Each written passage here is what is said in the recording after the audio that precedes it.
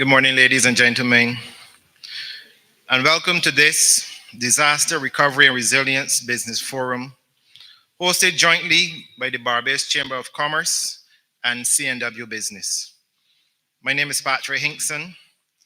I'm the former chair and member of the BCCI Risk Management and Crisis Recovery Committee, but in my substantive role, I'm General Manager for Barbados and the Eastern Caribbean for Sagicor General Insurance, Inc. I have the task of moderating today's forum. Disaster recovery, along with the need for building resilience into our business plans, our risk assessments, and business recovery plans, is a key component to ensure seamless restoration as much as possible after a disaster. We have an excellent group of panelists today across a spectrum of industries and agencies to share their expertise in this area, and I'm looking forward to an excellent seminar and your participation, the attendees who will make the event throughout the various sessions today. This event is made possible with the support of title sponsor C&W Business, gold sponsor Sagicor General, and bronze sponsors Barbados Light and Power Company Limited and the General Insurance Association of Barbados. To kick today's session off, I would like to invite President of the Barbados Chamber of Commerce and Industry, Mr. James Clark, to deliver the official welcome and opening remarks. As many of you know, Jimmy is also a director of TMR, Sales and Services Limited, and was scheduled to be a panelist today, but have been called to some higher duties. So, Jimmy, welcome to this podium.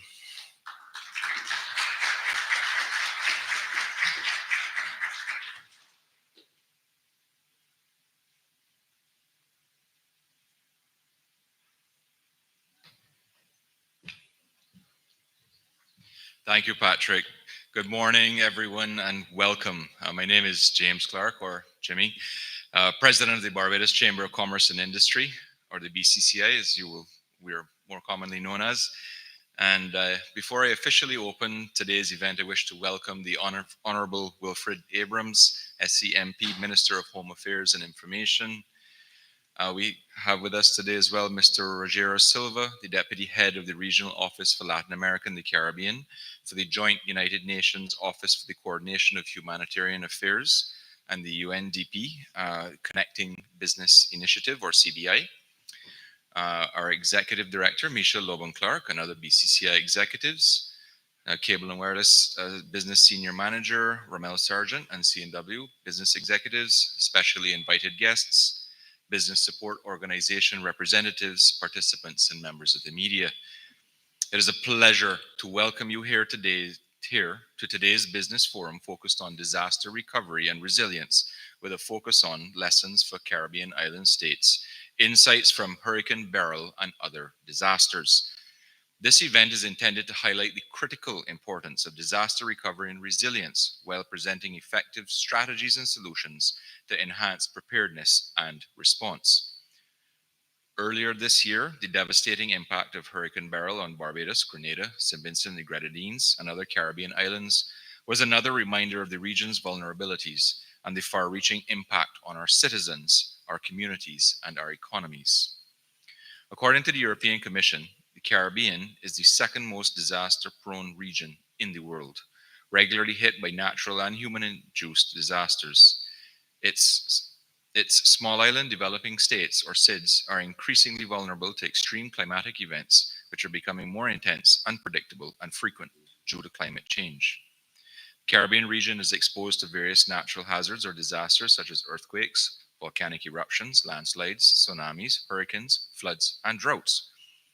The Center for Disaster Philanthropy highlighted that some studies show that countries in the Caribbean, on average, suffer yearly losses from storm damages equivalent to 17% of their GDP. This means that the countries most affected are often in constant recovery. So what have we learned from Tomas and Elsa and Beryl?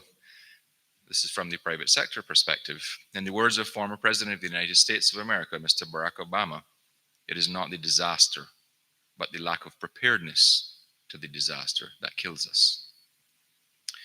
And some of the realities are we are sometimes horribly prepared as a region and severely disrupted by hazards. As small and developing states, we are very vulnerable to disasters. Preparation is key, obviously, and this should start through education at a very early age. And as small and developing states, we cannot, and even as a region, collectively afford economically or socially to be severely impacted by disasters. Hence, the need for countries and individuals to invest in being sufficiently prepared for any type of disaster. And while we have not had a direct severe impact from a hurricane in Barbados for an extended period, is our nation truly prepared for such an event? Appropriate building codes help ensure the integrity of our built environment and its ability to withstand severe weather events and other disasters. Uh, Barbados has a building code, but as I understand, it is not fully enshrined. There is still more legislative and legal work to be done on it. And this is something that we can would help strengthen our entire built infrastructure. Stronger building business continuity plans. Generally, Caribbean islands lack the presence of having relevant and updated BCPs. And last but not least, the psychological and social impact of hazards have negative effects on society. How can we, as businesses, help prepare our staff and our community? And some examples of this are staff disaster preparedness sessions and encouraging the use of mitigation techniques, such as the use of water tank storage, power generation, and so on. So while natural disasters capture headlines and national attention in the short term, the work of recovery and rebuilding is long term. And our brothers and sisters in Grenada and St. Vincent and Grenadines are living examples of this quote by Sylvia Matthews Beryl, as to date, very little has been rebuilt in these islands. So, what are we doing as a chamber? The Barbados Chamber of Commerce and Industry is committed to leading and supporting initiatives that promote business continuity and sustainability within the business sector in Barbados. It is for this reason that we have partnered with C&W Business to host today's business forum on disaster recovery and resilience as we seek to share best practices and actionable strategies for the business sector to improve disaster response and to enhance their recovery and resilience framework. I am pleased to announce that the BCCI has received approval from USAID for technical assistance to support capacity building activity to strengthen business continuity planning for comprehensive disaster management and climate resilience implementation in Barbados. This initiative will be implemented with the support of the Department of Emergency Management, or DEM, and will provide capacity building training for small and medium enterprises within the BCCI membership and business sector specifically, as it relates to the adaptation of BCP planning toolkits to ensure effective recovery, risk management, and continuity of operations in cases of emergency or disaster.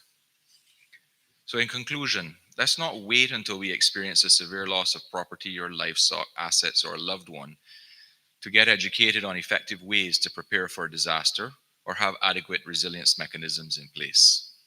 Today's event was strategically curated to ensure that we all learn key ways to improve our businesses, community, and personal resilience strategies and disaster preparedness methods. In the words of Petra Nemkova, a survivor of the 2004 Indian Ocean tsunami who lost her fiancé in the disaster and started a children's charity as a result, we cannot stop natural disasters, but we can arm ourselves with knowledge. So many lives wouldn't have to be lost if there was enough disaster preparedness. Ladies and gentlemen, I thank you.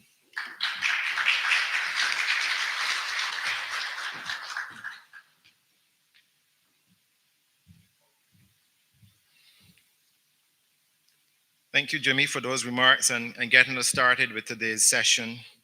And I'm eagerly looking forward to the work which the Chamber will be doing in terms of BCP planning and building resilience at a national level across the island.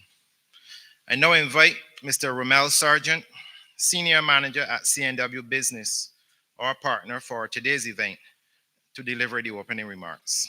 Romel?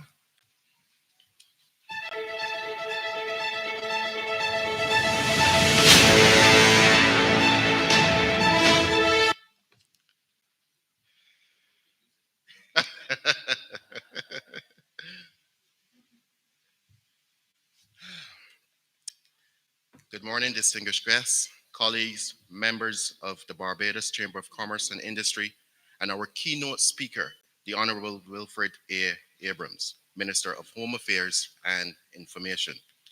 On behalf of C&W Business, it is my distinct pleasure to welcome you to this Disaster Recovery and Resilience Business Forum. We are proud to serve as the title sponsor for this important, which comes at a time when disaster preparedness and resilience are more vital than ever to the future of the Caribbean. Today's forum together leaders, experts, and stakeholders to explore critical topics such as community-based resilience strategies. Sorry, let me just read that over. Today's forum brings together leaders, experts, and stakeholders to explore critical topics such as community-based resilience strategies, effective emergency response procedures, and private sector resilience strategies and innovations in disaster recovery. Each of these topics is central to ensuring that businesses, governments, and communities are prepared for and able to recover swiftly from these natural disasters. I would also like to extend a special thank you to the Minister for delivering today's keynote address, Lessons for Caribbean Island States, Insights from Hurricane Beryl, and Other Disasters. Minister, we are eager to hear your reflections on how we can build on past experiences to foster greater resilience across the Caribbean. At C&W Business, we recognize that connectivity is the lifeblood of our modern economy, and during times of disaster, it becomes even more critical. Whether it is ensuring businesses can operate, allowing emergency services to coordinate efforts, or enabling families to stay in touch, our telecommunications infrastructure plays a leading role in disaster recovery and resilience. The lessons from Hurricane Beryl and other recent disasters have underscored the importance of preparedness, agility, and collaboration in safeguarding lives, maintaining services, and restoring economic activity as quickly as possible. And from our perspective, as the country's leading telecommunications provider, we understand that resilience is not a one-time effort, but a continuous commitment to strengthening our networks, refining our strategies, and collaborating with all stakeholders to ensure a safer, more resilient future. As we look to the future, C&W Business will continue to invest in disaster recovery solutions that protect our clients, support our communities, and ensure that no matter the challenge, we are ready to respond. Thank you for your participation in today's forum, and I look forward to the important discussions and insights that will emerge as we continue to build a more resilient Barbados and a stronger Caribbean. Thank you.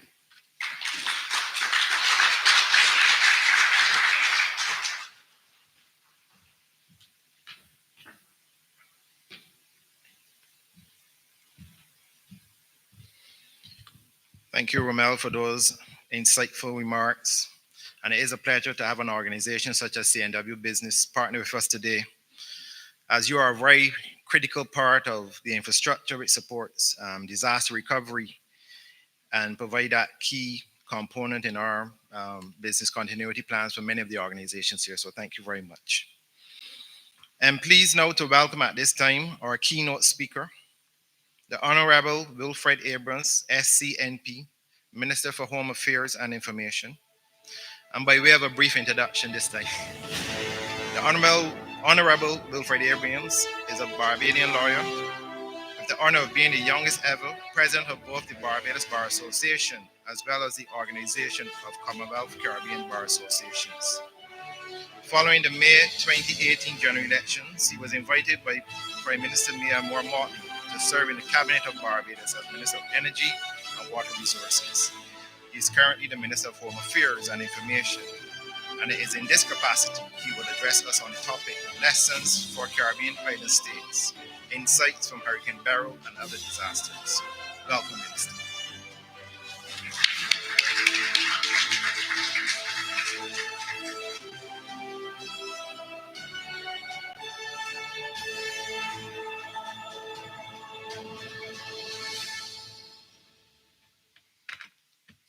Good morning.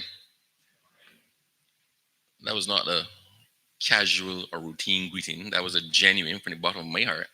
Good morning. Good morning. Before I even start with the protocol list, I want to acknowledge the youngster on the cell phone who filmed me as I came in.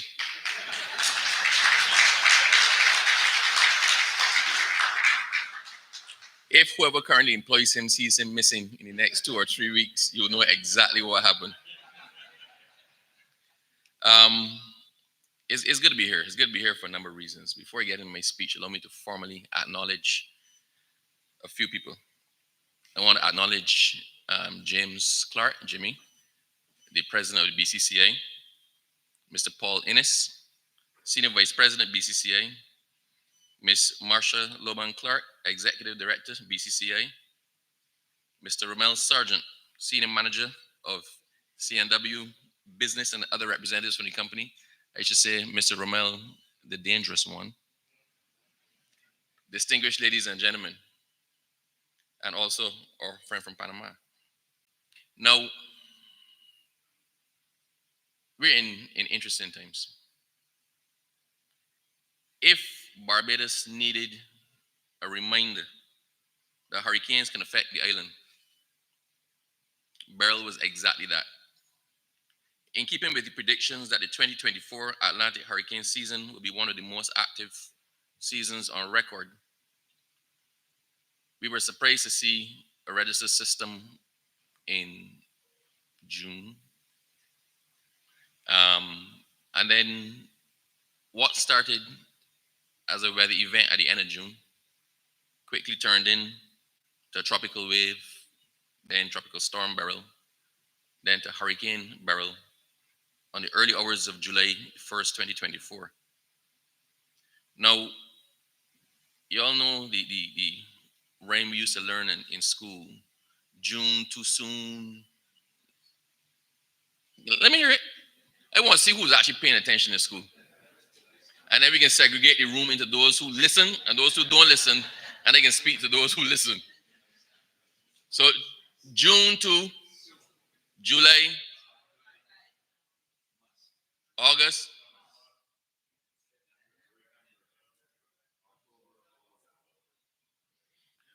So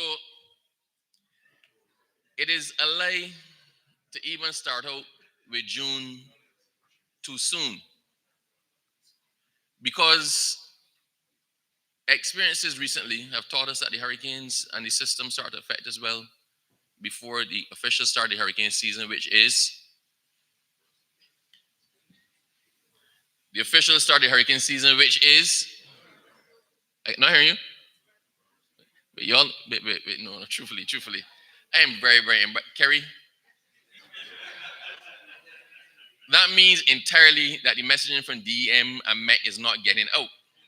So I'm not going to shame people. I'm going to pick people. You stand up and you give your name and then tell me when the hurricane season starts. So let me start with the young lady there who's on her phone trying to not look at me. Yes, miss. You are laughing. You know exactly what I'm talking about. Please stand. Please stand. Give your name to the room. What? And who are you? What are you? Your capacity? Okay, when does hurricane season start? Sit down. I'm an equal opportunity. I'm an equal opportunity type person.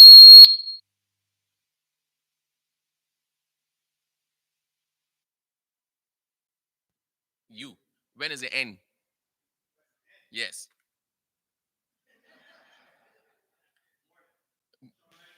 You're bluffing. When is it end? November 30th. Those were, you can get them wrong with applause.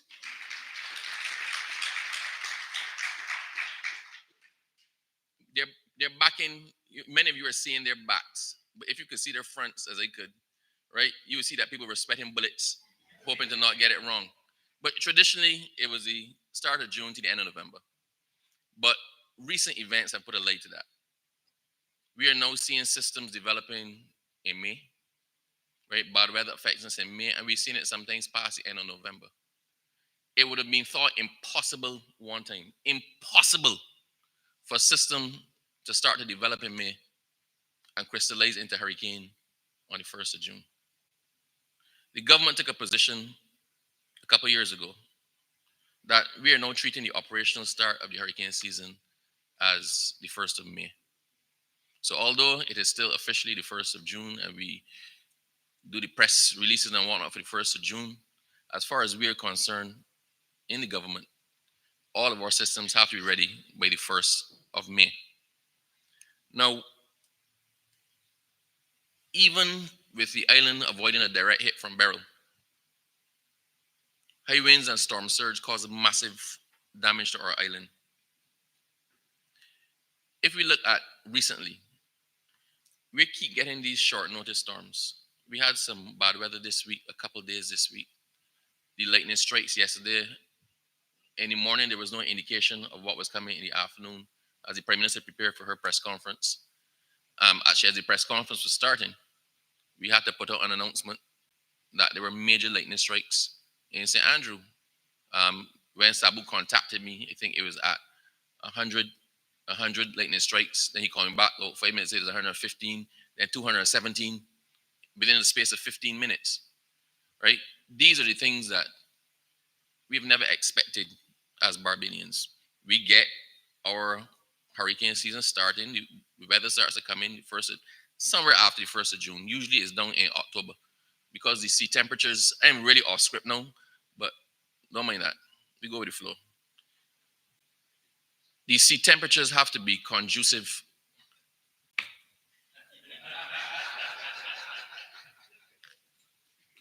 Romel, thank you too. Yes. The conditions have to be conducive in the ocean. The ocean temperatures have to reach a certain temperature in order for the systems to start developing. I don't know how many of you all gone in the sea recently. The sea is warm. It's real warm. Sometimes when you're going, you have to go and acclimatize yourself. Men, we ease in delicately, right? I start to tiptoe when the water gets a certain level. Now, when you walk into the sea is almost the same temperature as on land. Last year, we had ocean temperatures, I think, recorded at 32 or 33 degrees. 33 degrees in the sea. What that means is that you don't have to wait till all down October for the sea to warm up. The sea is already at optimal temperatures all now, as it was coming on to the end of May and the end of June. What does this mean for us? It means for us that we cannot be complacent. We have to be prepared all the time. We have to be prepared and stay prepared. If you take one thing away from what I say today, it is that we need to be prepared and stay prepared. With respect to Beryl itself, just to show you how we've deviated from what is normal to the point where there is actually no normal anymore. Beryl effectively missed Barbados. Up to 48 hours before Beryl, we were watching Beryl closely and predicting a direct hit on Barbados. All y'all would have been watching the news, seeing the things from the Met Office, looking at the satellite imagery, looking at the National Hurricane Center. It was predicting a direct hit on Barbados. Direct hit. And overnight, in less than 48 hours, it took a slight jog to the south. And then took another slight jog to the south. Those two jogs to the south are what resulted in the major impacts of Beryl missing Barbados. Unfortunately, it went on to hit somebody else. But up to 24 hours before, we were still expecting major hurricane impacts on Barbados. And the storm shifted. Now, we did not get the wind that was expected. We did not get as much of the rain as we expected. We got some damage inland. Right? But what we got was a lot of coastal and marine damage.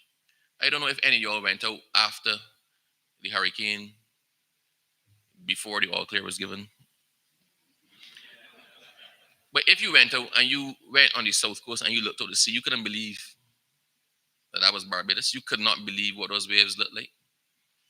After the all clear was given, we took a tour down to the port. And we watched when the port was built. the seawall of the port, the outer wall of the port, was designed that no wave should breach that wall. If any of you ever took a pleasure cruise, the Buccaneer or any of them boats, I call them the boats that I go on, right? But if you take a trip around the harbor and you look at that wall from the sea, say that wall is massive. It is massive. If you jump off of that wall into the sea, you probably hurt yourself badly. And we came in and we saw boats sinking in the harbor, which was supposed to be a safe space. Nothing was supposed to breach the harbor walls. We stood up and watched the waves cresting and rolling over the top of the harbor wall. We went down to the fisheries complex. And when that breakwater was created, that breakwater was designed to withstand the 1 in 100-year event. Effectively, nothing was supposed to breach that breakwater. That was supposed to provide a safe harbor for all boats in Barbados.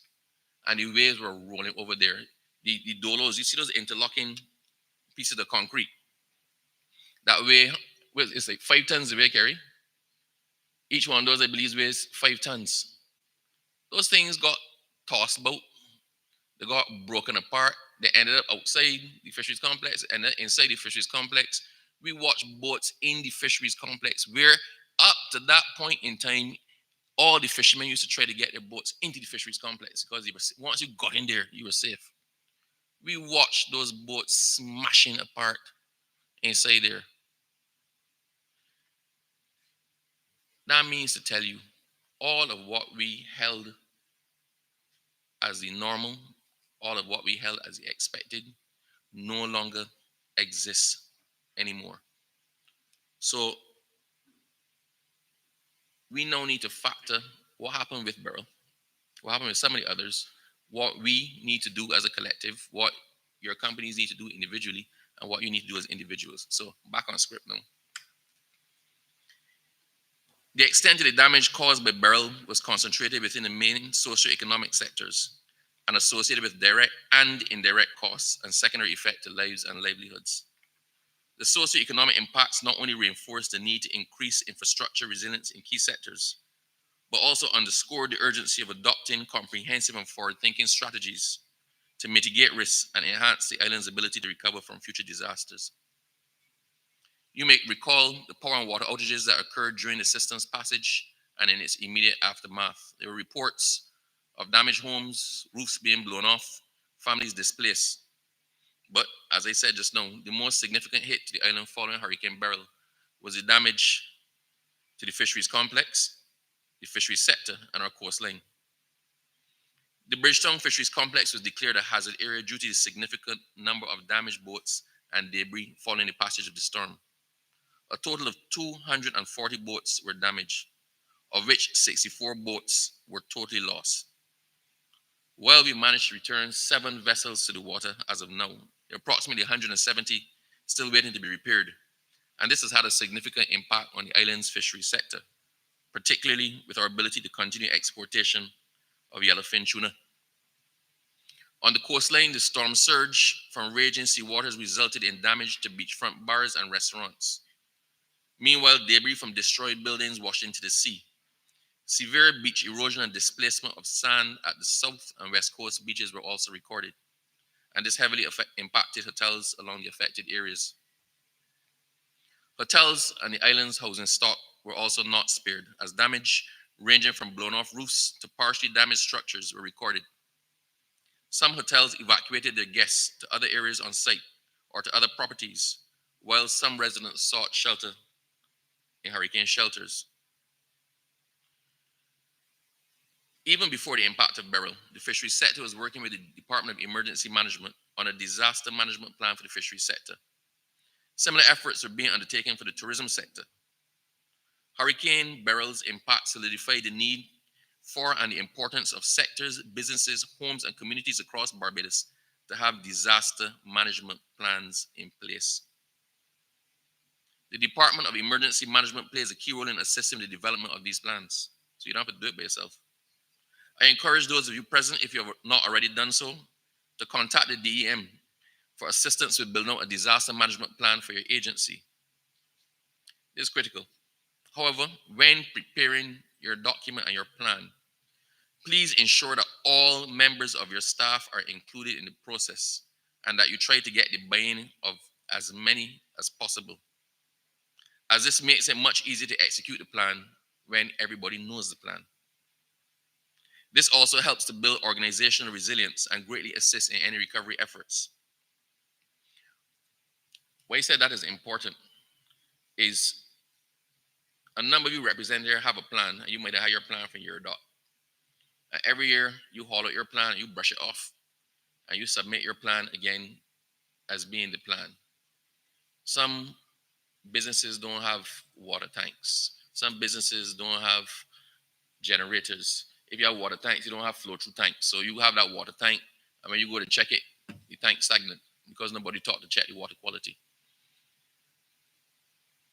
We need to be realistic and serious about this. It's not about ticking a box.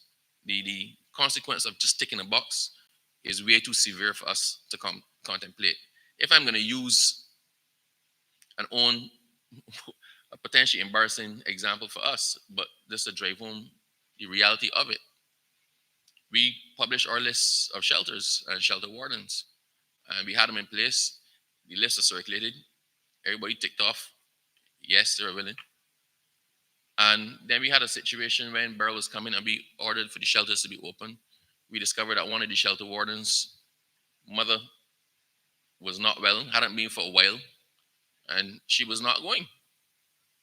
So having advertised that this shelter would be open, we couldn't open the shelter because there was nobody there to open it. If we use another example, we pre-positioned. So Jimmy got a crash course recently in what actually goes on behind the scenes. I think he has a better understanding now as to the full complexity and interconnectedness of all the planning. We pre-position equipment. So we commandeer equipment from private sector, from MTW, from whoever has it, because it's an emergency situation. And we pre-position it at various parts of the country. So in case something happens and the area is cut off, you don't have to wait for something to get through from Bridgetown to get to you and then try to fix what's going on for you. And this plan requires not just the delivery and preposition of the equipment, but also for persons to manage the equipment. It makes no sense for a bulldozer to be at the defense force if you don't have a bulldozer operator, right? It makes no sense for a bobcat to be somewhere in St. Thomas, prepositioned safely, when you don't have the bobcat operator. Now, where the plan fell through, and it being real straight with y'all. So I asked the media, when y'all doing this, just cut out the parts, obviously, where I'm talking to my family. When, after Beryl passed, those who would have gone and driven on the South Coast would have seen all the debris on the South Coast, all. Stalls washed up, a lot of sand in the road, boats in the road, all sorts of everything that could come in came in and was all on the road. Hastings was bad, Maxwell, Oistins.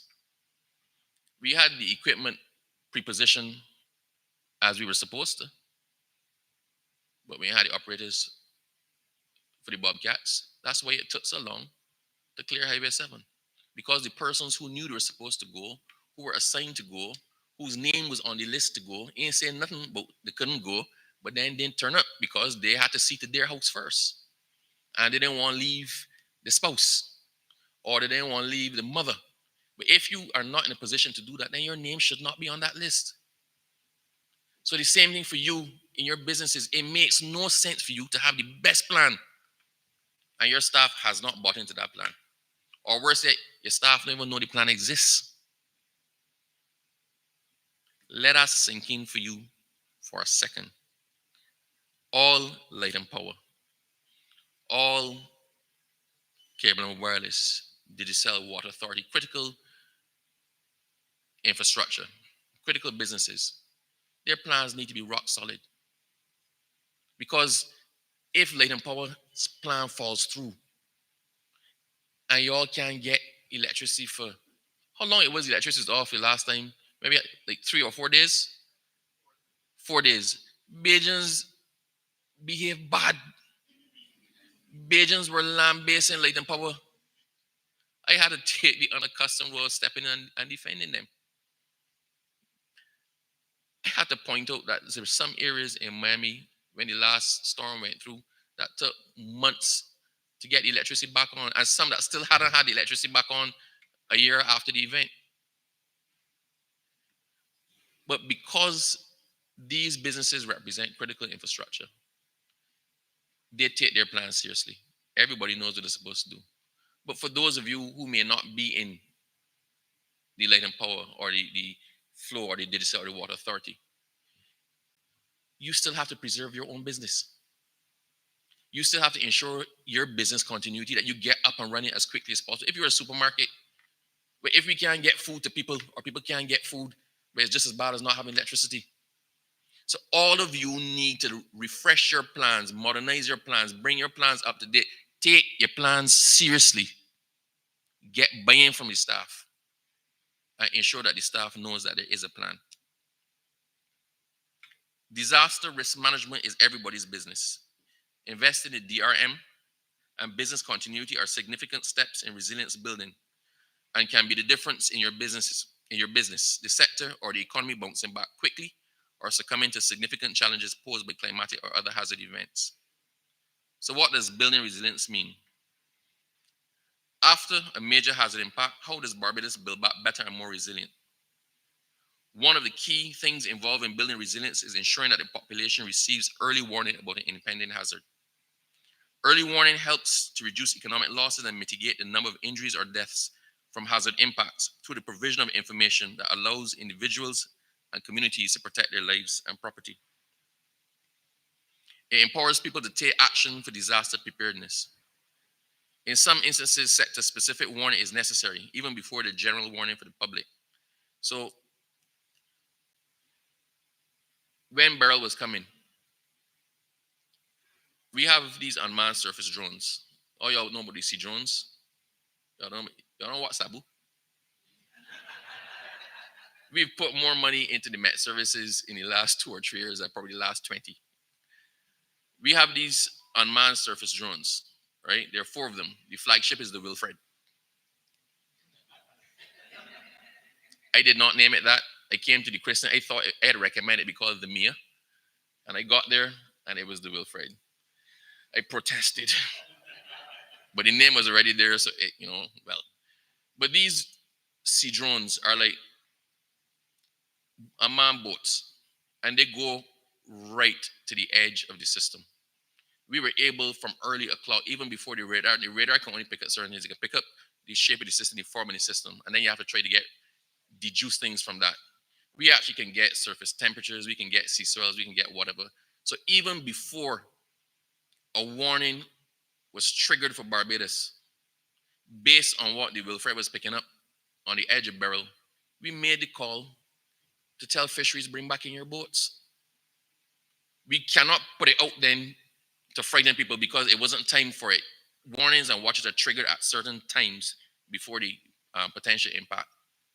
But had we waited for that to happen, with some boats 300 and 400 miles off of Barbados, they would never get back. So we had to make the call to do not publicize this, but bring in your boats. This is what our readers are showing us. This is what you are boating. Bring in your boats and try to get them into safe harbor. So it is not just a general warning. Sometimes we have to adapt slightly to give sector-specific warnings. If there's sectors that we know are going to be impacted, right, then they will get a quiet call or a warning before the other sectors. If something is going to particularly impact the tourism sector, and we need to actually get people off the island who don't need to be here, then we make the quiet phone call. So with the World Cup coming to an end, because the World Cup came pretty much, it fell on the day before the impact of the storm was supposed to be here, but we had already made the arrangements because we know what we can accommodate in Barbados. Flights were packed into Barbados to move people right after the World Cup. Get the tourists out. Get them out. We can deal with the locals. We have the infrastructure to deal with the persons that we normally accommodate for. That was an extraordinary amount of people. We had to make the arrangements to get them out beforehand. And this without causing panic to the other people who don't need to panic yet. So it's a very, very delicate balance. In May this year, the Cabinet of Barbados approved the National Multi-Hazard Early Warning Systems Policy, called MUSE. This policy supports the integration of local risk assessment and community action plans within the early warning mechanism operations. However, it must be noted that the early warnings must be flexible and diverse to reflect the different hazards and the likely impact on specific populations, as I said before. Its vision is to realize a national multi-hazard early warning system that is evidence-based and user-centered, inclusive, and promotes efficiency, collaboration, and saving lives. The policy is informed by 8 guiding principles, and its issues and solutions are included in the Enhanced Comprehensive Disaster Management Legislative and Policy Framework and Program. It's a mouthful. The MUSE policy seeks to build a national integrated MUSE network that is science-informed, evidence-based, and supports the decision-making of all stakeholders. There are 4 pillars for effective early warning that underpin the Barbados MUSE policy. These are disaster risk knowledge, monitoring, analysis, and forecasting, warning, dissemination, and communication, and disaster response capacity. You actually had to see the punctuation to realize that they're different things. The Barbados MUSE policy is further supported by an early warning system enabling environment that includes governance and collaboration mechanisms, effective planning, and capacity effective budgeting and financing. It is aligned with 3 broad priority areas of the Barbados Comprehensive Disaster Management Country Work Program 2019 to 2024. Priority Area 1 focuses on institutional strengthening. Priority Area 2 on preparedness, response, and mitigation capacity. And Priority Area 3 on strengthening community resilience. At the national level, efforts are underway to ensure institutional strengthening of agencies such as the DEM. And in addition, efforts are ongoing to prepare the population for the threat of any potential hazard, while response agencies are in a constant state of readiness. In addition, mitigation efforts are also being undertaken through the retrofitting of some of the vulnerable housing stock in Barbados and strengthening our coastline defenses. Various tree trimming exercises, drain and road clearance exercises are also being conducted. Now, what you may not know is what happens when we're gearing up. At the beginning, when we approach the beginning season, in January this year, we held our first, for want of a better term, disaster preparedness meetings. And these meetings required all of the relevant sectors to come forward, say exactly what their plans were, say where they were with their plans, and how soon they'd be ready. We had a number of those meetings. So these meetings get exceedingly detailed. So it's a bit different to the meeting that you were at, right? They're very, very detailed. Like Leighton Pubber, for example, has to say how many poles they have on island, how much length of cable, how fast they could get this up and going. I mean, all of their critical plans, they have to outline who their key persons are to contact, who would have the sat phone, all of them things. Same thing with the telecoms persons. They have to advise us how fast, if something happens, can they get back up and running? What redundancy do they have? What are those portable things that y'all do? Cows, right? How many of those that they have? Where they plan to position them, right? The BDF has to say how many persons that they can dedicate towards rebuilding, road clearing, whatever. School meals has to say how many meals that they can prepare. Some of these supermarkets and those have to give information as how much stock that they have so we can advise where to preposition stock or who we're going to MOUs with to supply the government with stock if you need. The meeting is massive. The police have to say exactly which police station have to be evacuated and to where. The schools have to confirm that they're prepared to take them. You get the idea? The hospital has to say exactly how much medication it has in supply, how much required cold storage, how they plan to ramp it up before, because the amount of medication you keep in stock at the beginning is different from what you would be keeping in stock in June or July when you could effectively be cut off. So this is what goes in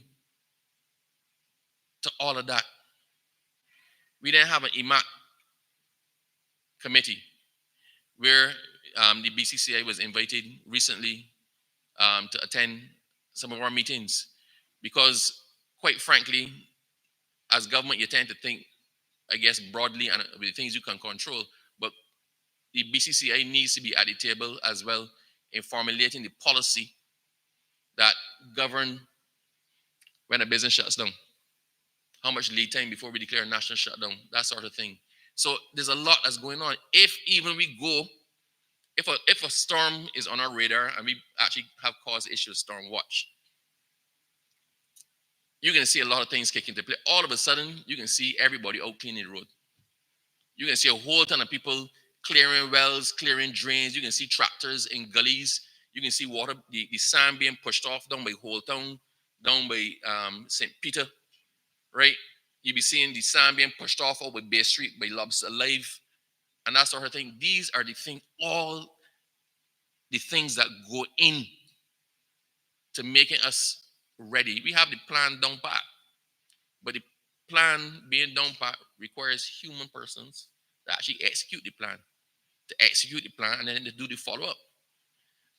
I'm overrunning my time, but I beg your indulgence for a second. Just to show you how something really simple can throw off a whole program. A couple years, maybe 2 years ago, we had bad flooding in Fontebelle.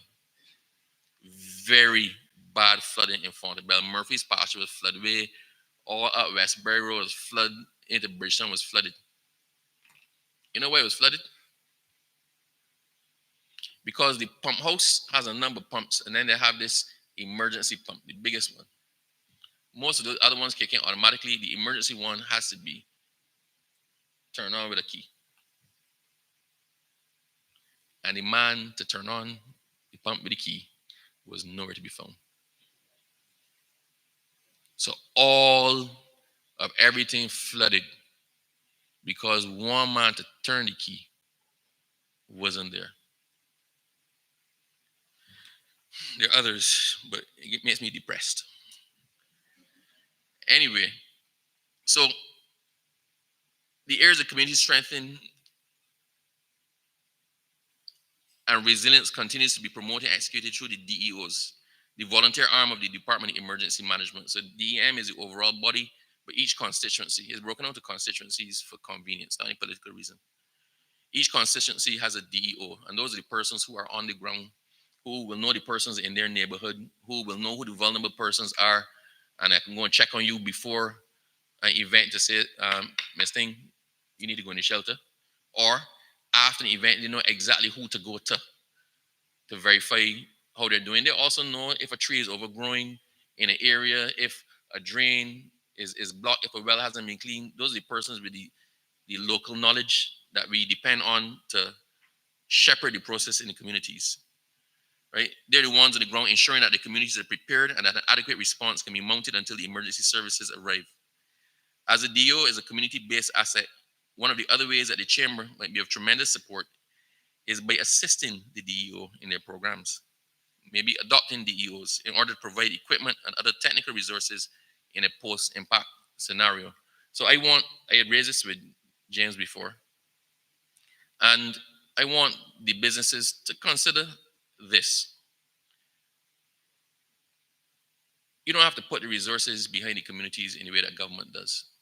But just by a business adopting a DEO to make sure that they have sufficient chainsaws, to make sure that people got boots and raincoats, right? To make sure that they have other provisions, some tarps. You can sponsor a DEO. It makes that response on the ground in the community way more effective. Because, let me leave it there. Government can't do it all. With the best will in the world, our budget for disaster preparedness, we've spent it, overspent it, gone back for more, spent that. Following Beryl and all the other issues, we've spent that too. It's something called being a good corporate citizen. And I think if your bottom line shows a plus or shows you in the green, then sometimes you can do a little bit to help out your communities and the country. And especially if it's a community in which your business is based, I would urge you to have a little bit of a conscience and to put something behind it. Because when we do our national response and when we make our plans, we don't just make our plans for communities, we make our plans for you too. So you, the businesses, benefit from the money government is putting into its hurricane and disaster preparedness efforts. We volunteer to help you with plans. If you require help with a disaster plan, I don't believe we charge for it. Do we, Gary? No, we don't charge for it. If you need it, we will help you. We will advise you. We will help you. Water Authority advise you how to connect your water tanks. Light and Power advise you what generator is suitable. I have making commitments on your behalf. So if I'm overcommitting, but you get the point. So for disaster response, emergency response, we put ourselves at your disposal. All I'm asking, wash your money, pick a DO, pick an organization, and just put some funds and resources behind them so that they can mount an effective response when the time comes. Because if all hell breaks loose, we all in trouble. We are all in trouble.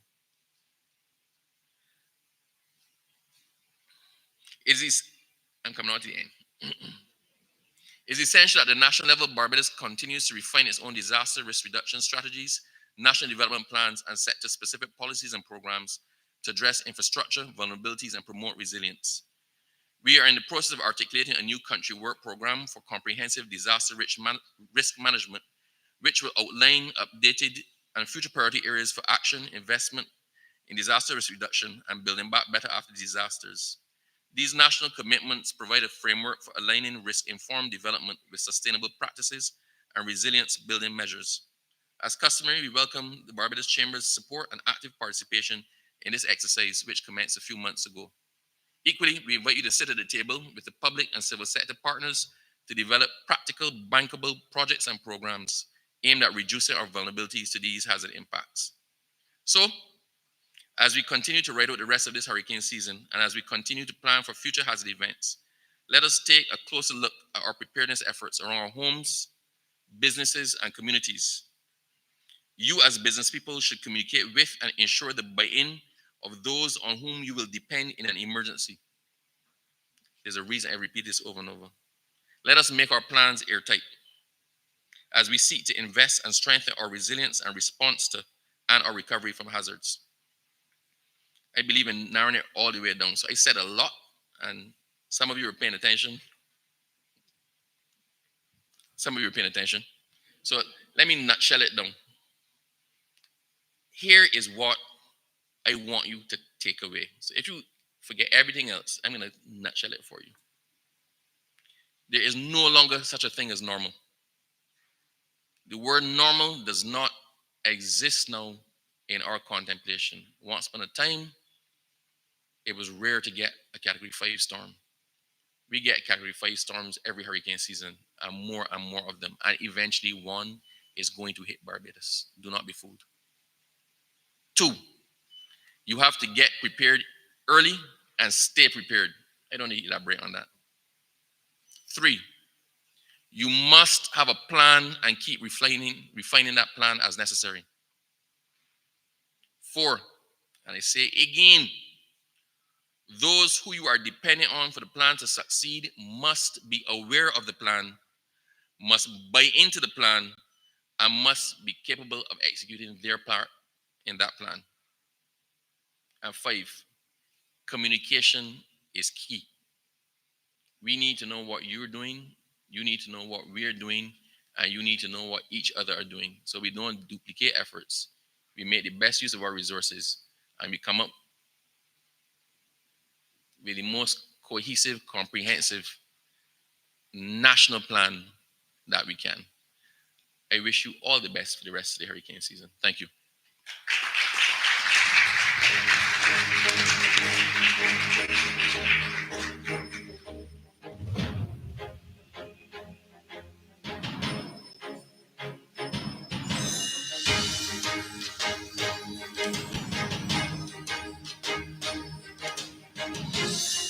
Thank you, Minister Abrams, for those comments.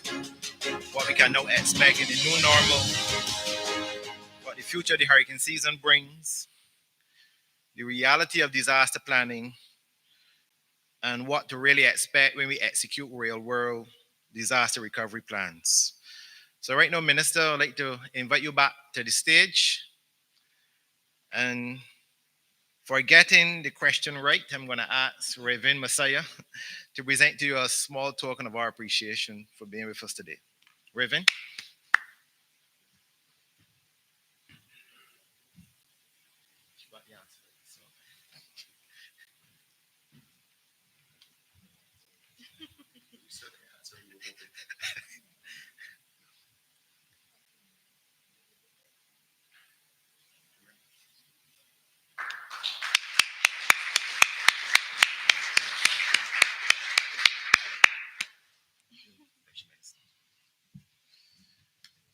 Thank you, Raven, and thank you, Minister Abrams. So we now go into the first session of the day, the panel discussion, which would be community-based resilience strategies. And I would like to invite onto the stage at this present time, firstly, Mr. David Allen, who's a member of the BCCI Risk Management and Crisis Recovery Committee and CEO of Trident Insurance.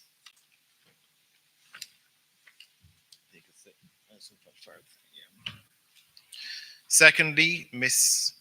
Gillian Charles Gollop, Executive Director, Corporate Banking and Sustainable Finance, Corporate and Investment Banking at CIBC.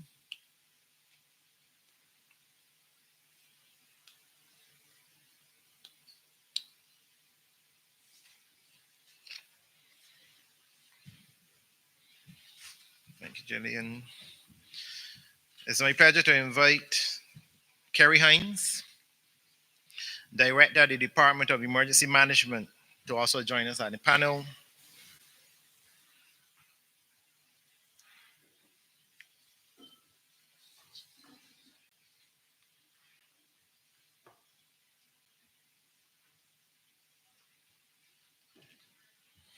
Thank you, Kerry. I also like to invite Mr. Clive Murray, the Community Resilience Specialist, Caribbean Disaster Emergency Management Agency. And while Clive makes his way to the stage, last but not least, Danielle Topping, Director General at the Barbados Red Cross Society.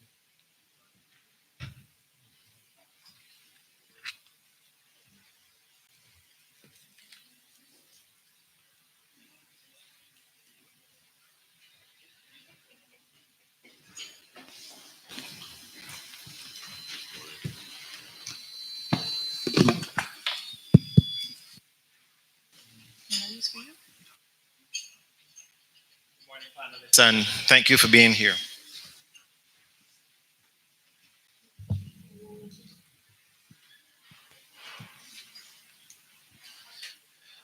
So this session this morning, we speak to community-based resilience strategies.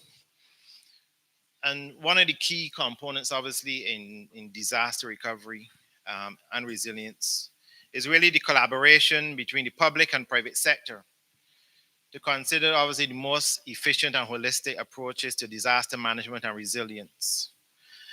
It's a pleasure to moderate this panel with you this morning, and thank you all for being here. First of all, I will start with Mr. Allen and give you the, as a cricketer, to open the batting, which I don't think you were well at, but and start this session off with giving us a few remarks on your end in terms of your role in community-based resilience strategies and what you do in your organization. David. Am I being heard? Morning.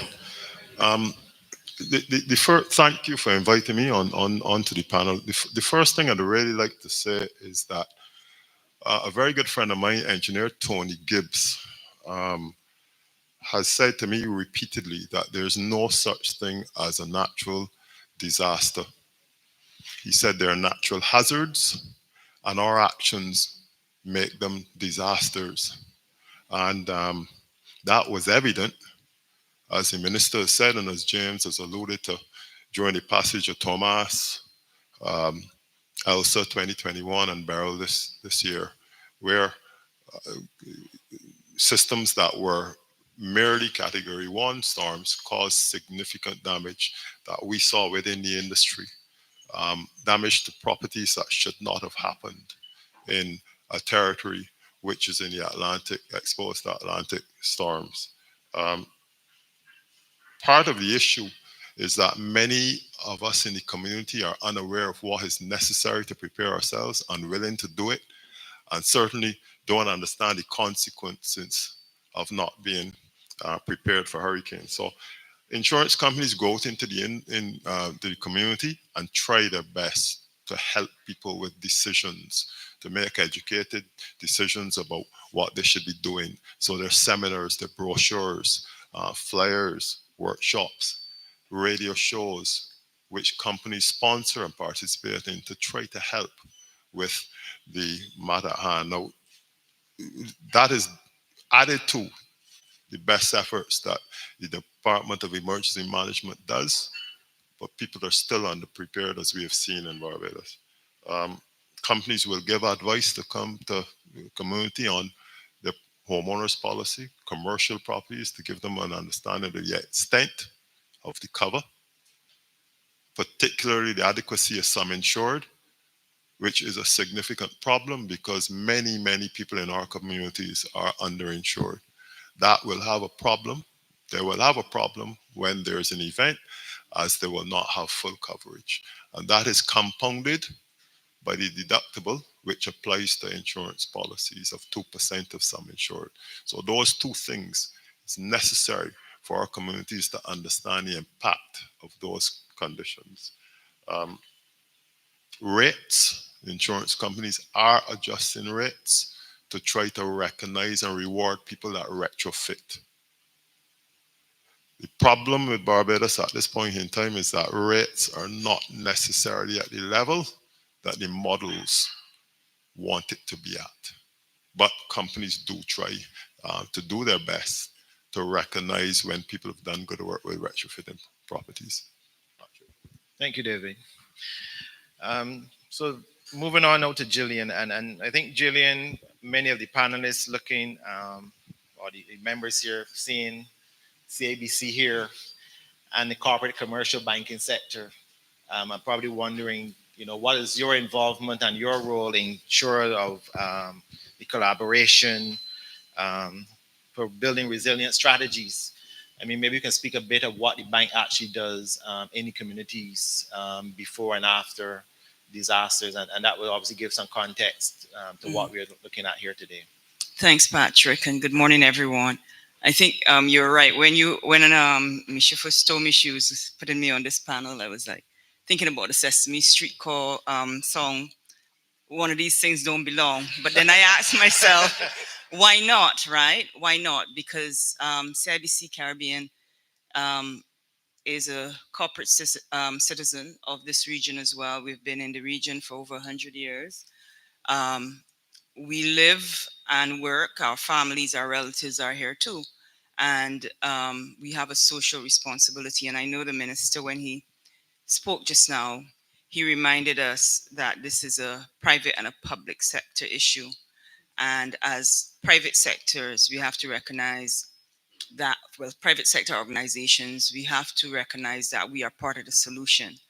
And for CIBC Caribbean, as long as I can remember, I go back to like 2004 with Hurricane Ivan and the disaster it put in Grenada and other islands in the region.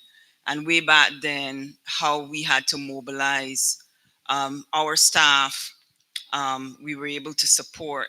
And I do remember too when we had employees that actually were pilots that were flying relief back and forth during that time. So we take that position as a corporate citizen and social responsibility very seriously. And I see how we do that not only internally in our business continuity planning, building awareness with our own staff. And it's not just about, when disaster strikes, how to get back out in terms of opening our doors as quickly as possible so persons can get cash, but also how do we support the recovery? So we partner across the Caribbean with many of the disaster organizations. When hurricane disaster, or as you said, hazard strike, I think we have to see resiliency as how fast we can bounce back. And the faster we are able to support relief issues and to be able to get the economy back up and get people working again, that's how we build resiliency. And so over and over, CIBC has represented that in the various disasters across the region, working with the Red Cross, working with Food for the Poor, even in Dominica as an example. When Dominica was devastated, our own branch was used as a point, or for months, for the military to come in, the relief organizations. And that was where it was sort of like a central point for providing relief. And so these are some of the instances where we as a private sector organization can support relief and recovery so that from a socio-economic perspective, we're able to get back on track. All right, thank you, Jillian, for that. I think for many of us who dealt with Hurricane Maria, I think it was quite a eye opener in terms of ensuring that the private sector was right there along with the government and everyone to support. And there was no, you just help. There was no boundaries. There was no company. There was no agency. So thank you very much for that. So Kerry, moving to you next. I know the minister spoke of the early warning system, which I obviously was involved in some of the discussions on that.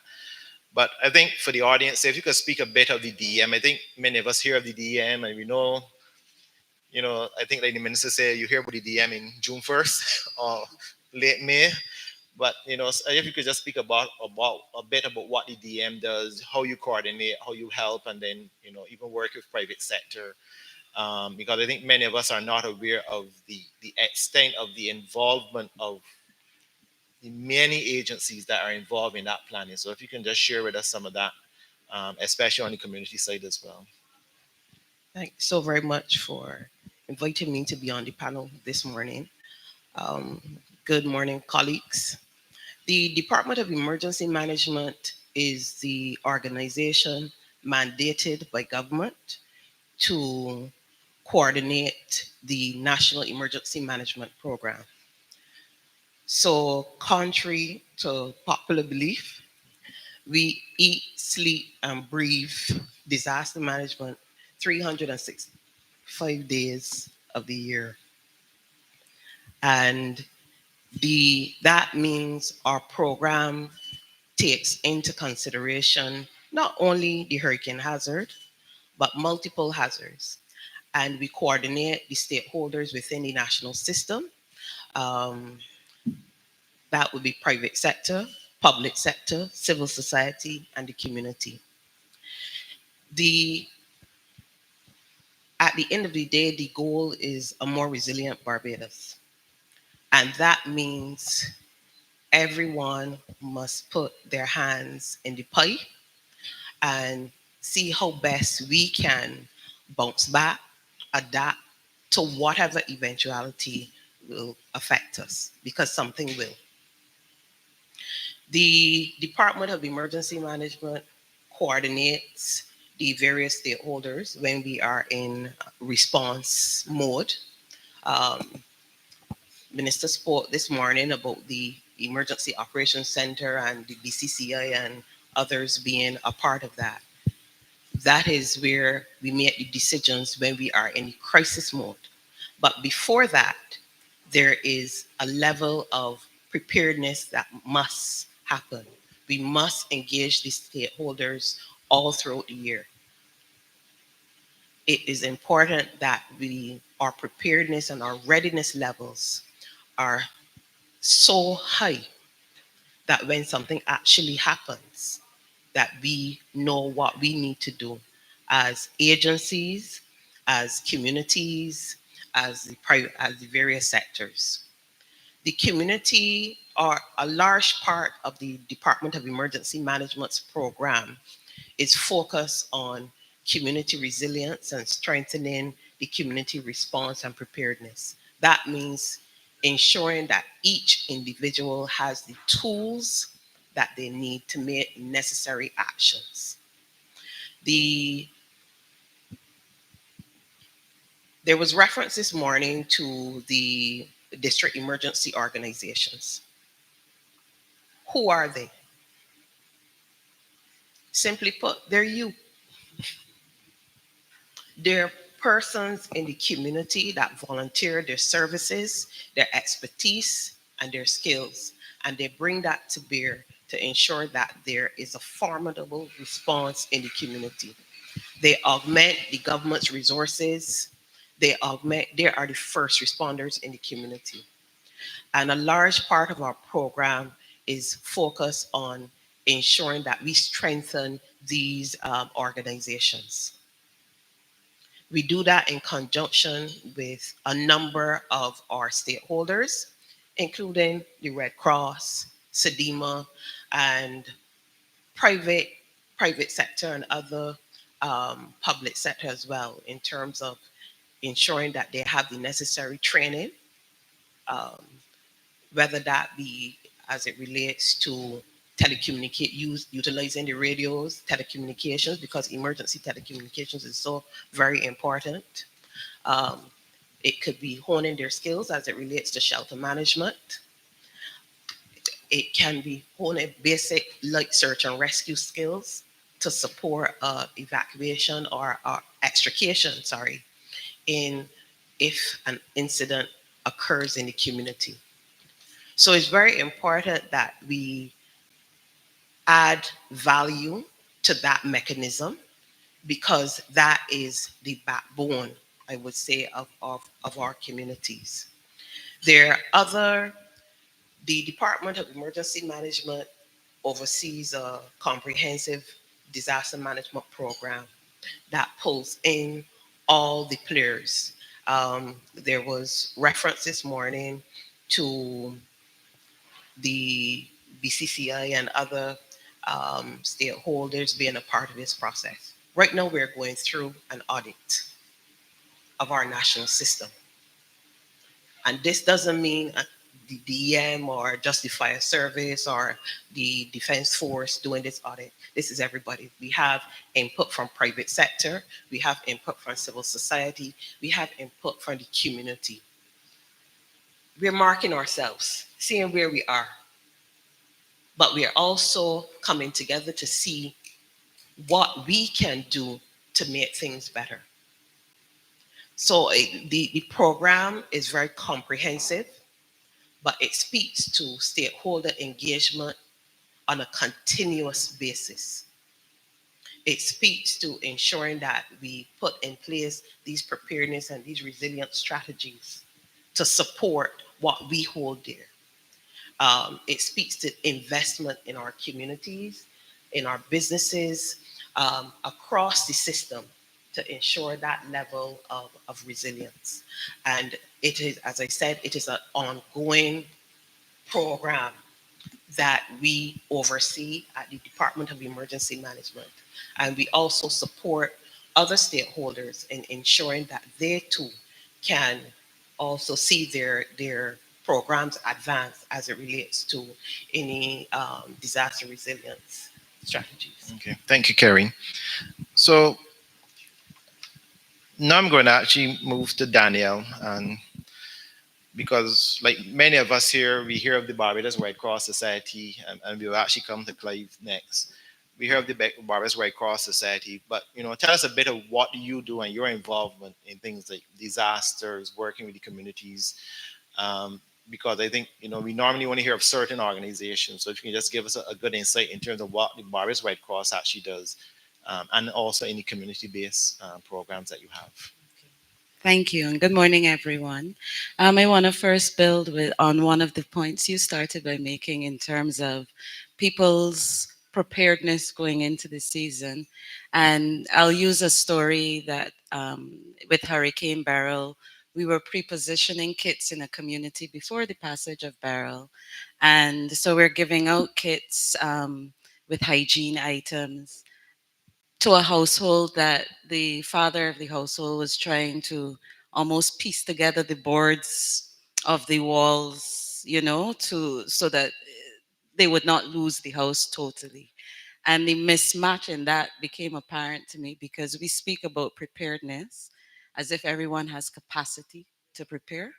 And Barbados Red Cross, of course, Red Cross's mandate is to serve the most vulnerable in community. So for us, one of the things that we recognize is that even when we call on people to prepare, we are dealing with a population that is not always in a position to adequately prepare. So from a Red Cross perspective, when we speak about resilience, resilience speaks to health.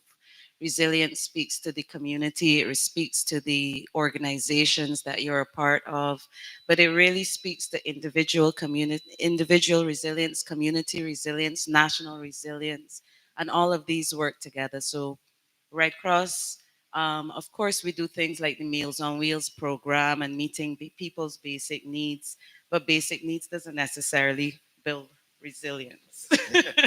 So that's the ongoing challenge that we have in terms of moving beyond building resilience, meeting people's basic needs to building resilience.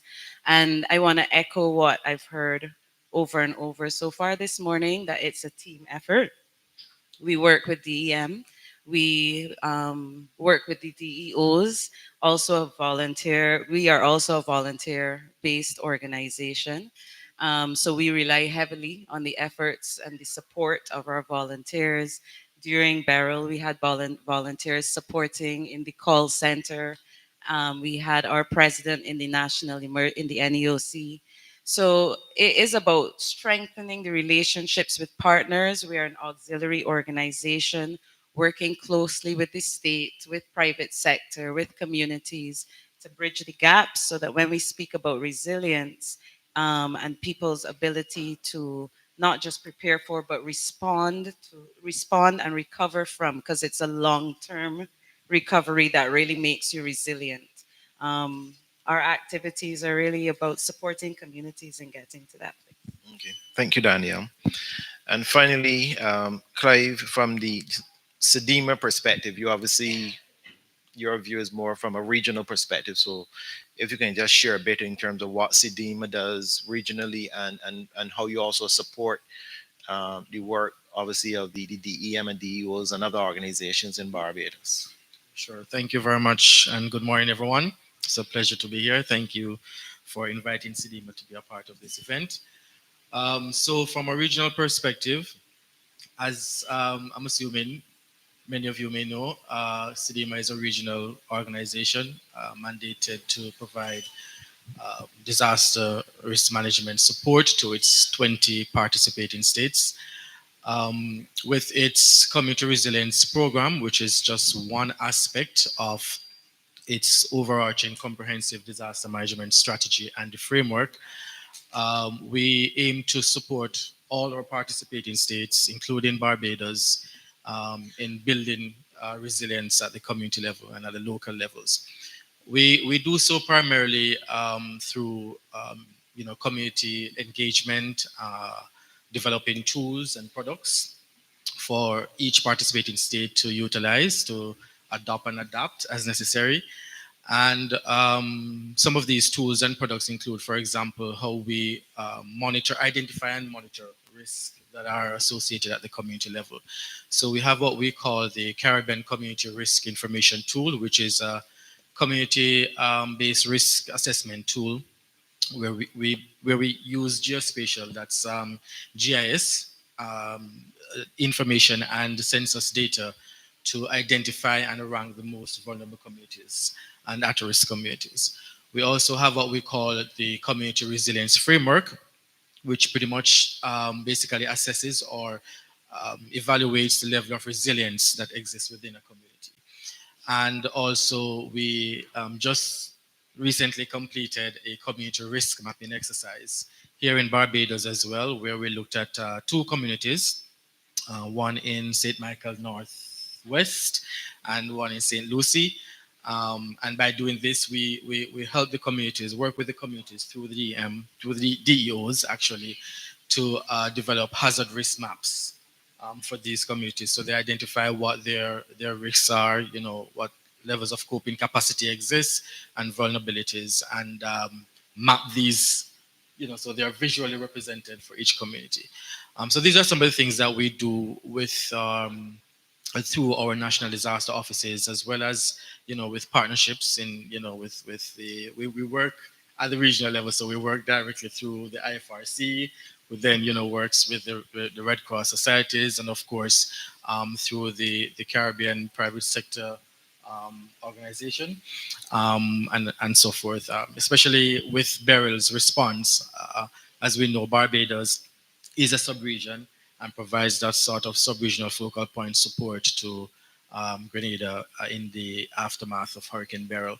So this is some of the things that we do at the community level, not directly working in communities, but working through our national disaster offices and other partners to support community resilience. Okay, thank you very much. So there's a microphone in the audience for anyone who have any questions. So I will pause just now for a minute if anybody has a question for any of the panelists before I pose my questions. Any questions from the floor? If none, so Kerry, sorry, go ahead. Use the microphone, please, Kim.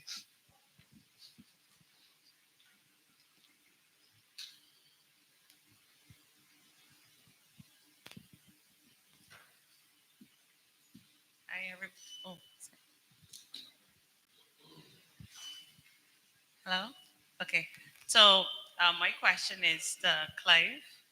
No, sorry, not Clive. David? Yes. And it's really about the insurance premiums. You spoke on persons being underinsured. And I recognize that some of the insurance companies seemingly are forced to increase the premiums based on the risk that is being seen in the market. So I don't know if there's anything happening to kind of help homeowners to manage the premiums as the international companies, I guess, who fund these insurance companies provide, I guess, higher premiums, and then they have to pass it on to the customers. I don't know if there's something you can answer as a concerned homeowner. You could take that one, David.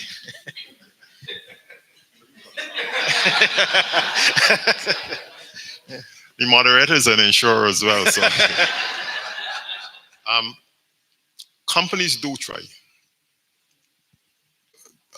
Credit terms are available throughout the industry, which is stretched out over many, many months.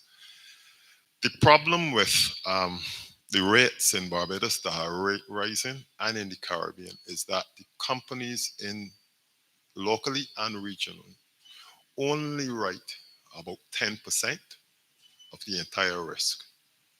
80-90% is passed on. One of the things that we would like to do to influence that rate is in collaboration with government. Mandatory business building codes will help drop the rating because we use sophisticated financial computer models, and the output from those models affects the rate. Probable maximum losses in Barbados from a hurricane are around 25% of the entire country's sum insured. That is affected by the construction standards. If we have mandatory building codes, that will lower that rate, that possible loss, and allow us to lower our rates. So I think that in collaboration with government, if government would mandate building codes, we'd be able to regulate the price. At present, we are price takers. Thank you, David. Any other questions? If not, my question is for Kerry. As the local coordinator, what do you say are some of the things that actually work really well? And then, where are those areas especially from the community point of view? Because I think, from a business point of view, we have our BCP plans. The minister spoke of, the challenges in terms of actually on the day execution, which I think for many of us in here as businesses have not really had to execute to the extent, say that government and so what are the things that we need to do to improve that, either at the national level, the community level? Because this session is really at the community level. What do we need to do either as a company, as companies, or the country, individuals, to help improve what you guys actually see, in the disaster?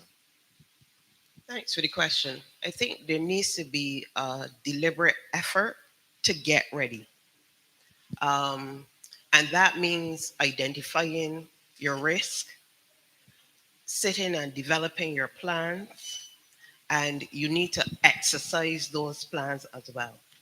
Um, you need to get involved with the community. See disaster risk management and business continuity as a core function. I think it cannot be an add-on. because then the importance of it is diluted. Um, when I look across the spectrum for the years that I've been in um, the first zero, then DEM, I see that for a number of persons, they see disaster risk management as an add-on. DM probably doesn't have enough staff, so they just want somebody to assist them with. I,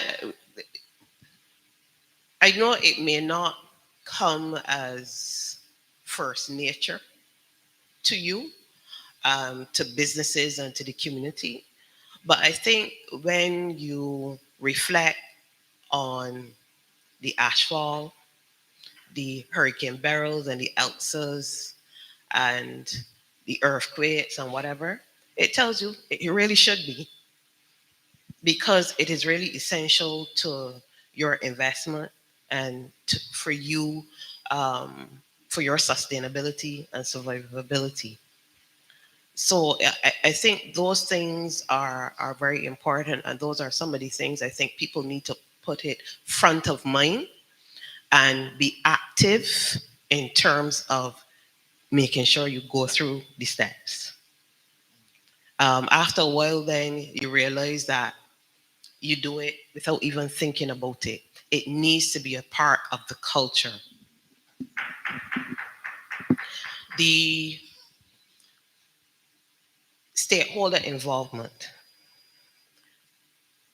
I think that Barbados has a very good system in terms of consultation and partnership. Look at the social partnership.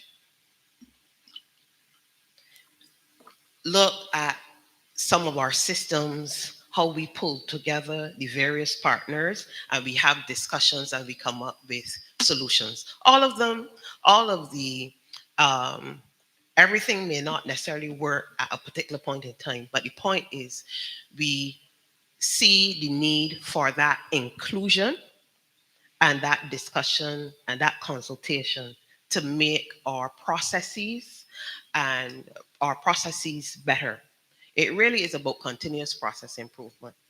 And I think we do that well, but we need to ensure that we just practice and facilitate that at the community level, engage that, even the calling programs. We have we have a system in Barbados where it is open. We hear each other's views. We may not necessarily agree, and sometimes we have to agree to disagree. But the point is, every every input or contribution from the stakeholders, there may be some credence in it, and you can use that to improve the system. What I see that we need to do a bit more of, though, is in terms of our monitoring, our evaluation, and our reporting, and plugging what we have learned back into the system. So it is not just keeping it at lessons learned, but lessons applied. You have to apply the lessons to make the system better. And that should resonate at all levels, from the community level straight up. What have you learned from the impact of Hurricane Beryl? What will you do differently if Sabu calls and says there's something else coming across the Atlantic? Or what would you do differently if there's another hazard? Because while when we look at the various multi hazard, the various hazards that may affect us, the some of the preparedness actions are almost the same. They're very similar. You have what you do. You pull together a mechanism, you coordinate, you pull together resources that you may not necessarily have you individually, but you have to pull in your various stakeholders. So think about, how can I improve the system? And I think one of the areas that we are also very good at are standards and guidelines. Um, we have we have developed and adopted a number of policies Some of them we look to our regional partners to support that, but Barbados has a repertoire of good policies and standards and mechanisms and governance mechanisms at the community level, at the agency level, and at the national level that we can build on. I think we need to ensure that there's improved programming and look for partnerships that can add value. We need to do a bit more of that. We're doing some very good things, but I think we need to ensure that it is not ad hoc and it needs to be systemic. Okay. So, Jillian, I think you spoke earlier of CIBC's involvement in the communities post disasters, especially with Hurricane Maria. What do you think private sector organizations, looking at what the bank has done, and obviously seeing what other companies have or have not done, what else do you think the private sector need to do to help the community type, um, resilience or being able to recover from what you would have seen and what the bank actually does today? Thanks, Patrick. I think, like I said before, recovery. So let me just go back to before I answer your question. Obviously, we know that climate change is going to bring to us things that we have not yet seen before. Um, we can plan as best as we can. We can document and guide and put the guidelines in place and be as prepared as we can, but we do not know how it will impact us. You saw that with, like, for example, Carriacou, where there is just complete devastation. So the significance of the event could bring things that we never anticipated. Who would have anticipated that, as Mr. Abrams said, that we would have had a situation where for decades our boats were in safe harbor, but that safe harbor became literally almost like a graveyard because all of those boats sank, right? So the message really is we can prepare as best as we can, but in the expectation that the worst might come. But when it does come, it is how do we mobilize and take action, and how and so, for example, the organizations that are here set up, being fully ready, having persons that are able to volunteer and support. From a CIBC Caribbean perspective, what we are able to do, I would say, I would leave four key messages, and that is that preparedness is something that is ingrained in our culture.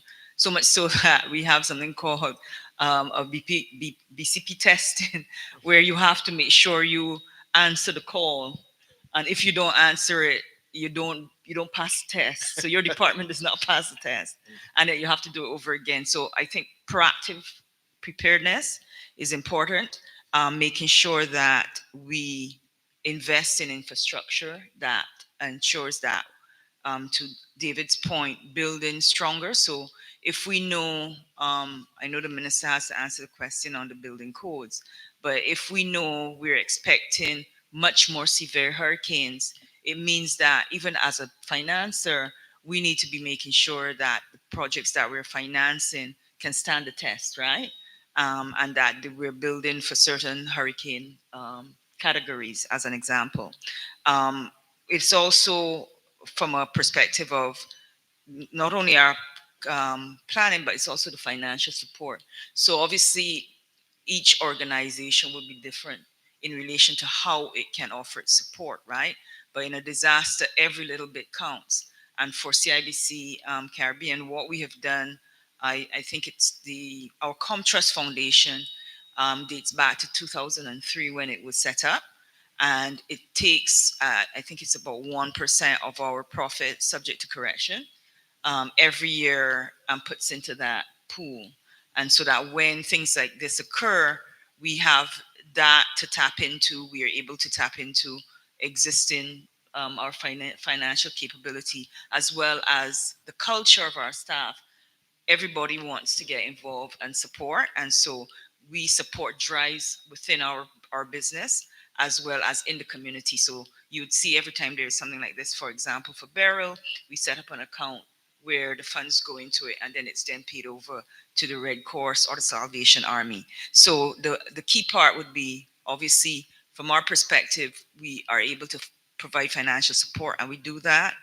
And even in terms of the preparedness, last year we worked with the Caribbean Catastrophe Risk Insurance Fund, and they set up, they were donating, and we matched their donation. We put in $80,000 from our Comtrust Foundation for rainfall monitoring systems and disaster preparedness.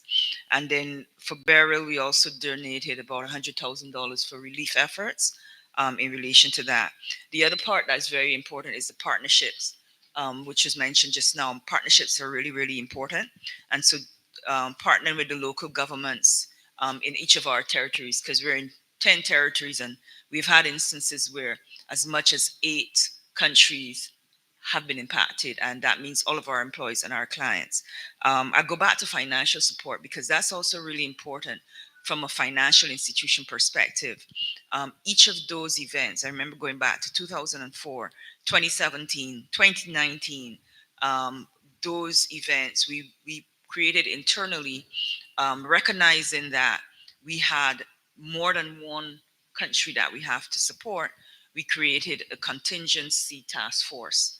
So we learned from the lessons that we had from before. That contingency task force is represented by different departments within our team, that once a disaster happens, we mobilize. We are able then to offer relief to our clients. So moratoriums, deferrals for payments, we've had to do that repeatedly.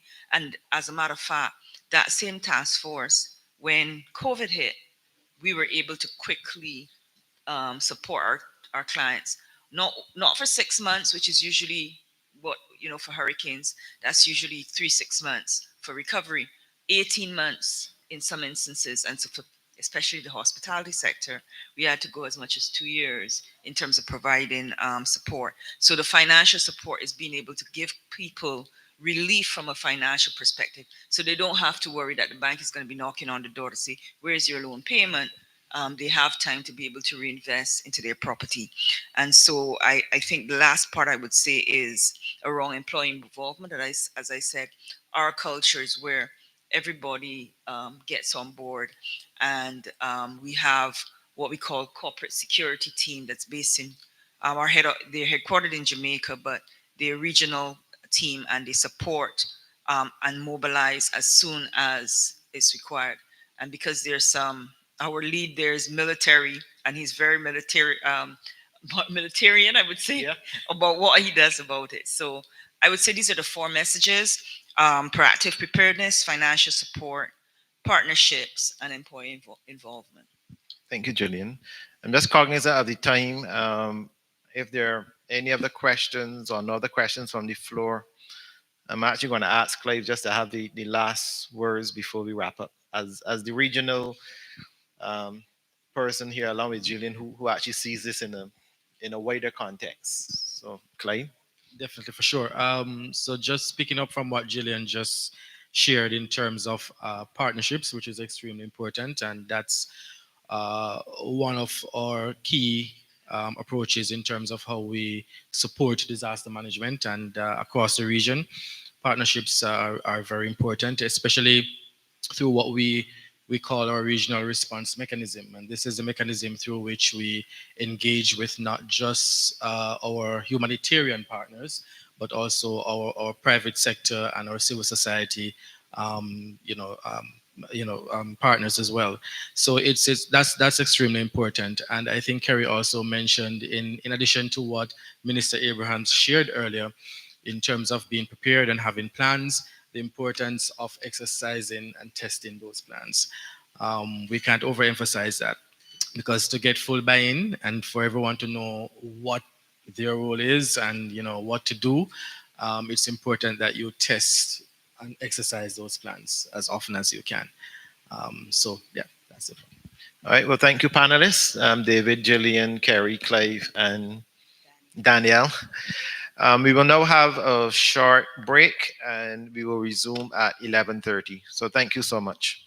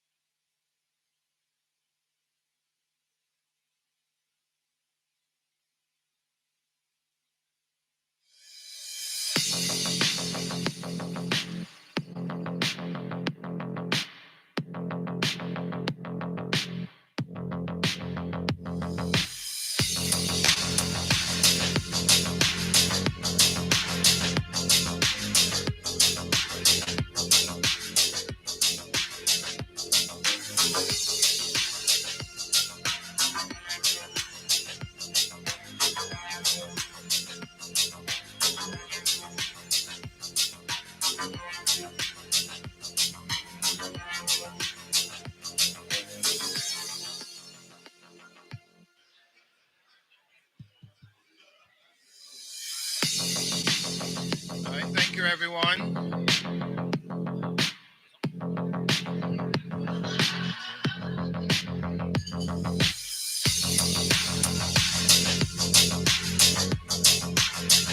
All right, welcome back, everybody. I hope you all enjoyed the break and you were able to refuel and also network. Um,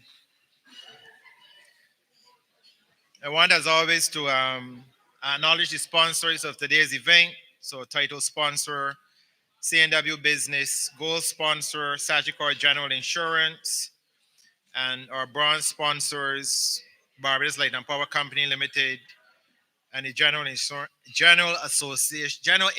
Association of Barbados. David, sorry, I always call your name. Apologies. So we now move on to session two, and just for everyone here, what we have decided to do is that we will have session two followed by session three, and then we would then have a break for lunch. Just given that I think lunch was scheduled for around 1:20, which is nearly 2 hours from now, we will actually have session two, three, break for lunch, and then allow us to sit, mingle, and network. Um, so that's the plan for us at this point in time. So I want to introduce and invite the speakers for the next panel to join me on stage. So sessions two, the discussion is around effective emergency response procedures and private sector resilience strategies. And for this session, I would like to invite Ms. Laura Diaz. Laura is the Associate Manager for Business to Business at C&W Business. And Laura Furin specially just to be with us today and to hopefully share a wealth of knowledge with us. So thank you, Laura.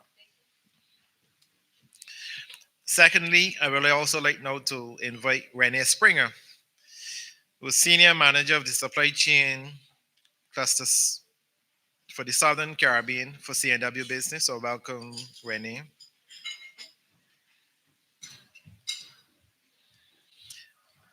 Our next panelist is Ms. Donnell Belgrave-Young. Donnell is the Assistant Manager, Insurance Operations at Sagicor General.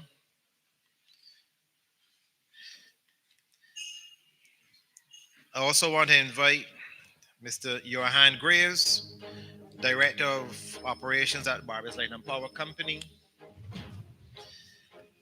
And finally, you got to join us on. Okay, yeah, you could come. And finally, um, we are very pleased to have Mr. Rogero Mobilas from UNOCHA, who's the coordinator for humanitarian efforts and also the CBI um, connecting business initiatives. So, welcome, panelists.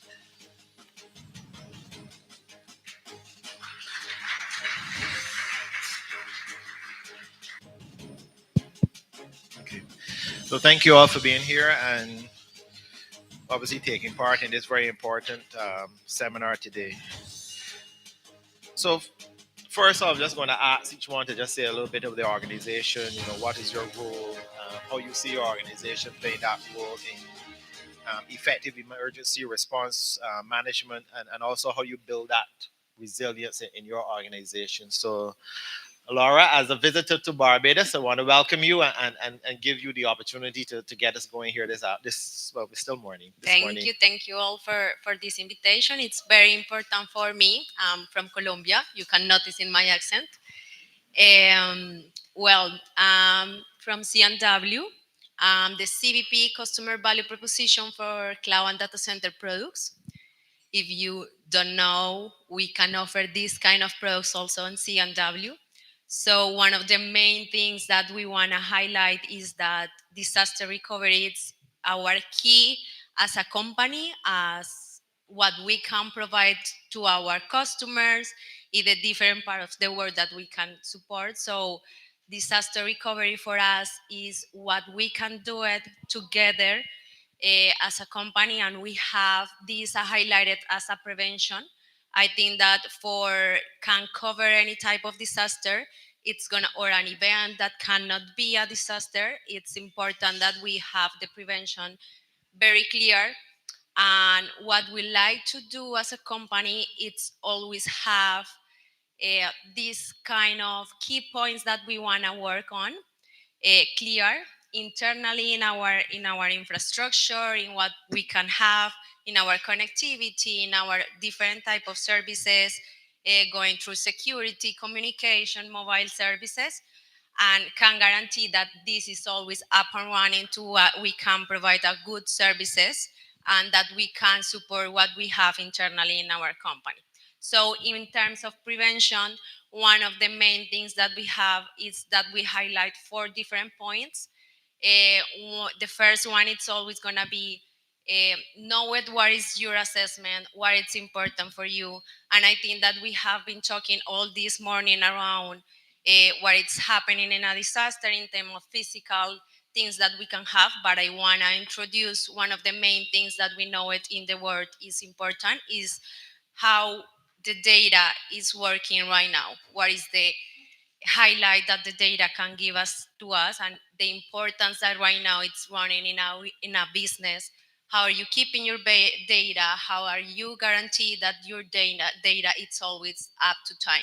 So one of the things that we always highlight is to our customers and we highlight internally, it's risk assessment, how we are going to prevent that the main assessments that we have, that in this case is going to be the data, how we can prevent that we lose it.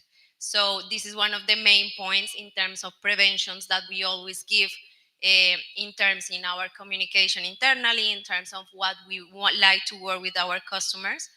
And the other point is, as we have been hearing all the morning, one of the other point that is very, very important, it's about communications. Have all the paths of communications very, very clear, who it's going to be the person that you are going to contact when you have an incident, an event, or even a disaster. So all these points is going to be very important, and all these points, how we like to work with our customer and how we like to work internally in our company, it's have everything clear, everything documented, everything that you can know what it's happened in the past and how you can manage and how you are going to work in the future to prevent that is happening. So C&W is also a consultative company that it's working for the lesson learned internally that we have as a company, and that it's working together with the different customers that we have to prevent that a disaster make a huge impact in how the business is up and running. Okay, thank you, Laura. Um, so when you sit in a special aspect of C&W, which is really on the supply chain management. So tell us a bit. I mean, we were chatting earlier of the challenges the insurance companies face in supply chain. So speak a bit in terms of what you do and what are the challenges you see and how you overcome some of those challenges in terms of ensuring that the spare parts and everything you need on your end are there, because if it doesn't work, then we can't connect. So if you can share a bit of that with us today. Absolutely. Good morning, everyone. We like to joke within supply chain that we're always in BCP mode. There's always something that's happening. When it isn't, the seasonal hurricanes that we experience in our space, then it's something like COVID. And then when it's not something that was a predicted disruption, like the chipset shortage in 2020, it's something like I remember it was so difficult to explain to the team why the volcano erupted in St. Vincent, but we had to close our operations over here. So disruptions have a propensity to propagate every area of the supply chain line, and certainly, our initiatives that encourage the objectives of the business are always impacted when we have disruptions. At Liberty Caribbean, or Cable and Wireless Communications, as you would more formally know it as locally, we have learned to prioritize resilience And the way we do this is to include risk management in every aspect of the supply chain line, from sourcing, from our supplier engagement, to warehousing, to shipping. We include some element of risk assessment in every area. We have to prioritize resilience as we are an essential service, definitely. And of course, because we serve a lot of the communities, we had to prioritize resilience. And how we did this was to establish robust emergency procedures, or business continuity plans, or BCPs, that prioritize critical functions for various scenarios and encompass clear protocols. And we rigorously test, as you've heard mentioned before, it's a necessity to test those plans. It's not a paper exercise, but we rigorously test those plans and review as well after every situation, if we need to put some further measures in place as a supply chain team to make sure we can mitigate the next challenge. One key area, and I heard it mentioned often earlier, and I'm going to brag a little bit. The supply chain business continuity plan is supported at the executive leadership team level at Liberty Latin America. It's supported at the regional crisis management level for CWC, and it's supported by our senior management team here locally in the market. What that means is that all of leadership is involved in cultivating a culture of resilience within the LLA group. We invested in our technology that provides real-time visibility of the inventory across LLA as well. And what that does is it helps us to harness data so we can anticipate disruptions, as well as be able to quickly assist each other if there is a crisis. We foster strong relationships with suppliers, government agencies, and our sourcing partners, engaging in open and timely communications and sharing our emergency plans with our stakeholders builds trust and ensures that at every stage of a disruption, everyone is prepared and ready to act, and we're all aligned. And lastly, I want to mention that we leverage our geographical advantage to create hubs. We have hubs for critical telco restoration materials in Miami, North Carolina, and Panama. And we have contingency hubs in Barbados, Jamaica, and Trinidad. And what we use those contingency hubs especially to do is to provide humanitarian supplies as well. We take our corporate social responsibility very seriously. And even in the face of being impacted, because we were in a state of readiness, we are also able to help some of the other countries who are affected as a result of some of these disruptions. As supply chain executives, we hold a vital responsibility to ensure that our organizations are protected as much as possible from these disruptions. So by establishing business continuity plans that are supported by our leadership, who nurtures a culture of inclusivity and flexibility, and leverages technology and active stakeholder engagement, we emerge stronger. I'm not bragging. But what I want you to take from this is that we can commit to resilience within our businesses, no matter the size of the organization, and not just as a strategy, but as a core value, so that we can collectively present a more durable business community in Barbados. Thanks, Renee. Johan, I'm going to come to you next. I guess as in one of the most critical organizations in Barbados, how do you prepare and respond? Because I mean, you're normally, I think, the first entity that persons want to be back up and running. It's the last one we want to see get disconnected between you and the telcos. So how do you manage that and ensure that level of readiness, given the supply chain, but also given the responses that the public is demanding of your utilities?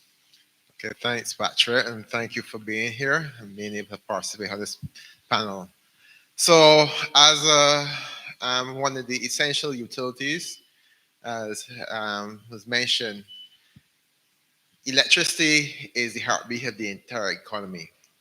And as such, then, from the utility point of view, we have to be prepared for any type of disasters, both the natural disasters and I dare say the man-made disasters that happen as well. Over the last few years, we have seen an increase in the amount of disasters that we've had. We've had ashfall, we've had lightning storms, even up to recently. We heard of the amount of lightning strikes that occurred yesterday. Hurricane storms. Then you have the more man-made ones, or the cyber attacks and those sort of things that we have to be planning for.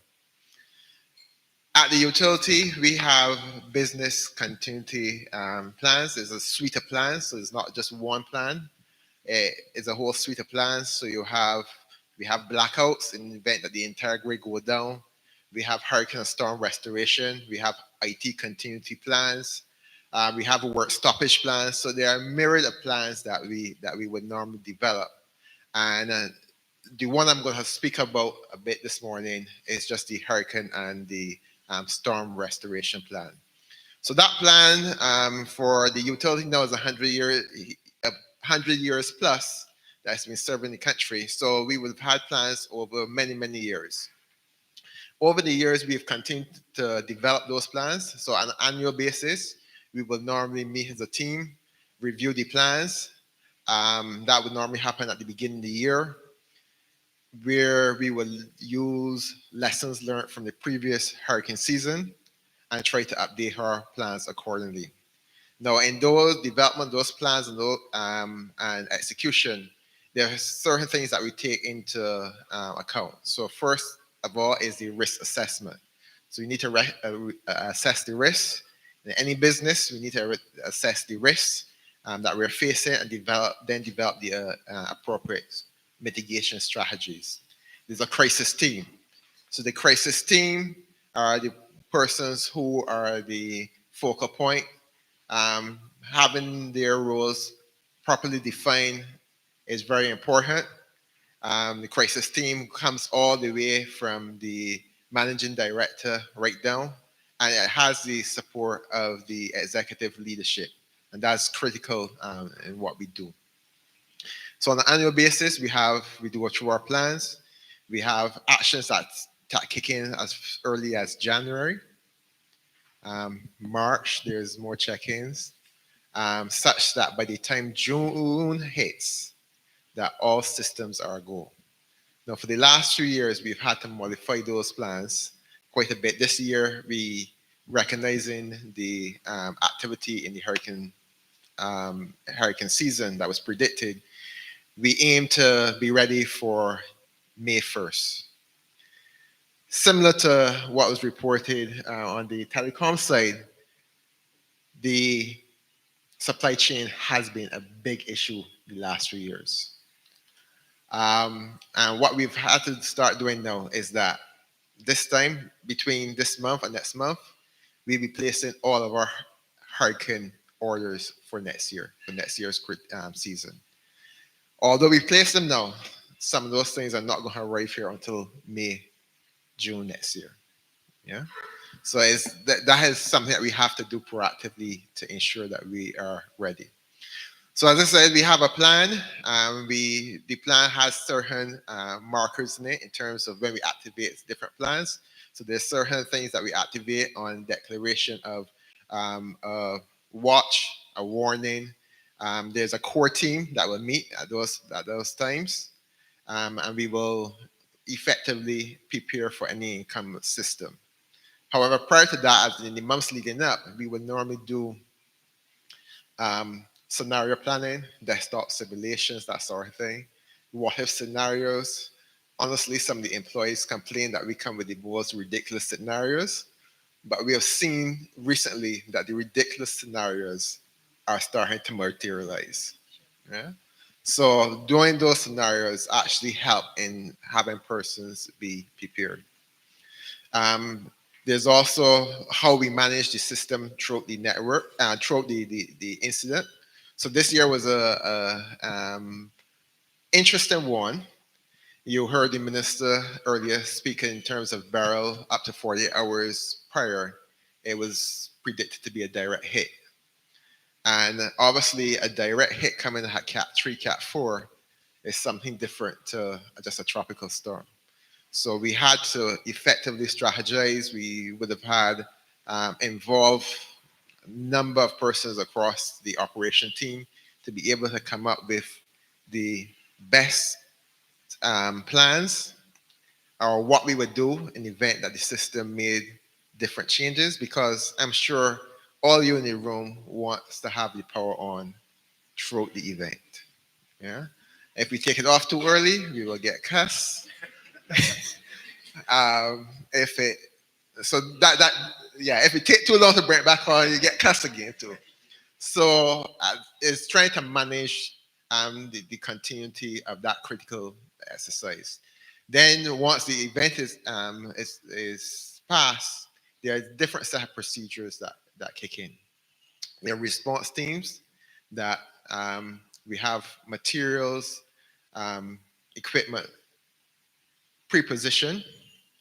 Once the system has passed and we receive the operational all clear from the DEM, we then hit the road doing our assessments to determine um, the nature, the extent of the damage to our networks, how long it's going to take to repair, trying to make the network as safe as possible so that when the public is allowed back onto the streets, that we can be certain that they will not come into contact with any down wires or live wires.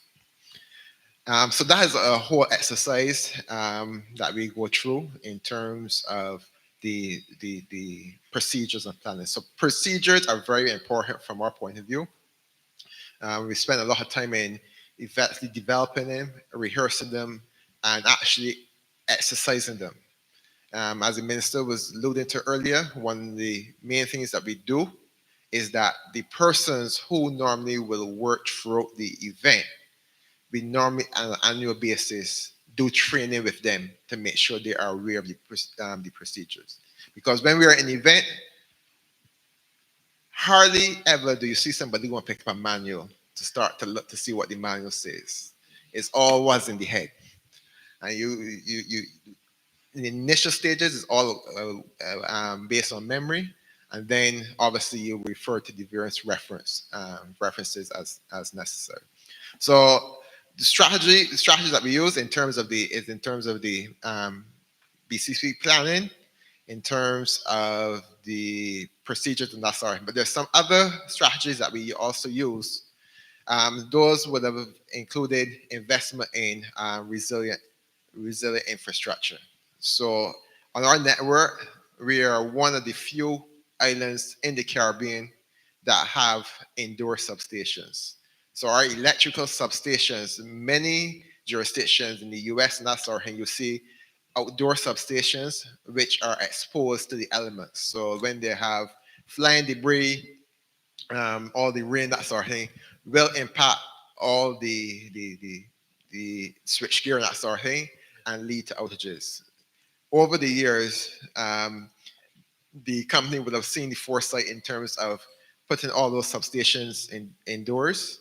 We have basically, there's one substation that only half of it is indoor right now. That's the final substation that is outdoor. And within the matter of days, that substation is going to be fully indoor now.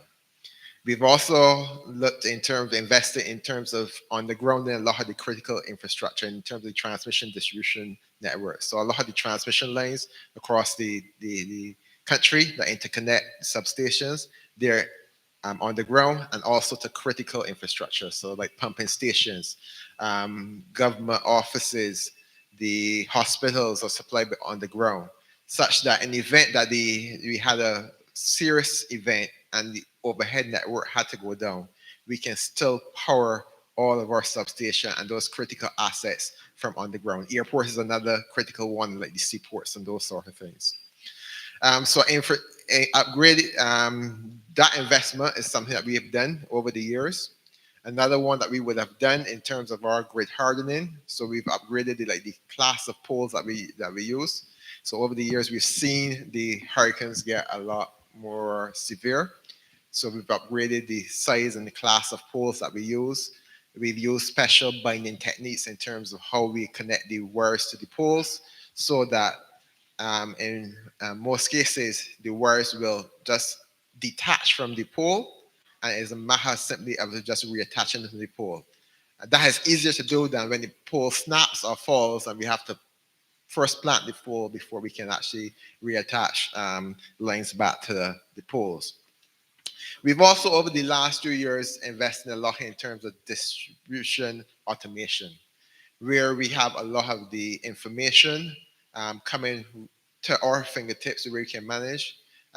We have things like smart devices which can actually detect faults and segregate faults. So rather than 2,000 customers going off for a fault, we can narrow it down and those devices can respond to limit the outage area down to maybe like 500 customers and that sort of thing in cases like that. That also gives us the sight as to what customers are out. So, a number of years ago, we would have invested in smart meters where we can see the status of your electricity supply at any point in time. And from the just from our cell phones, we can tell what areas are out, how long persons have been out. So actually, like even during Beryl, before customers called us, we knew who was out, and we therefore built our restoration um, plans around that. So we may have a trap in a particular area, but we can see that there's another cluster of customers up the road that's out, rather than having to have the truck leave that area and then wait on a call from that next group of customers. We can automatically deploy resources there and therefore have a speedier response. So investments have been one of the areas. Another thing that we have been doing over the year that we found very useful is weather forecasting. So we have our local weather forecasting agencies here that do quite a good job in terms of keeping us informed. But we've also used some of the international weather resources, and then there's also some weather resources that you can use online.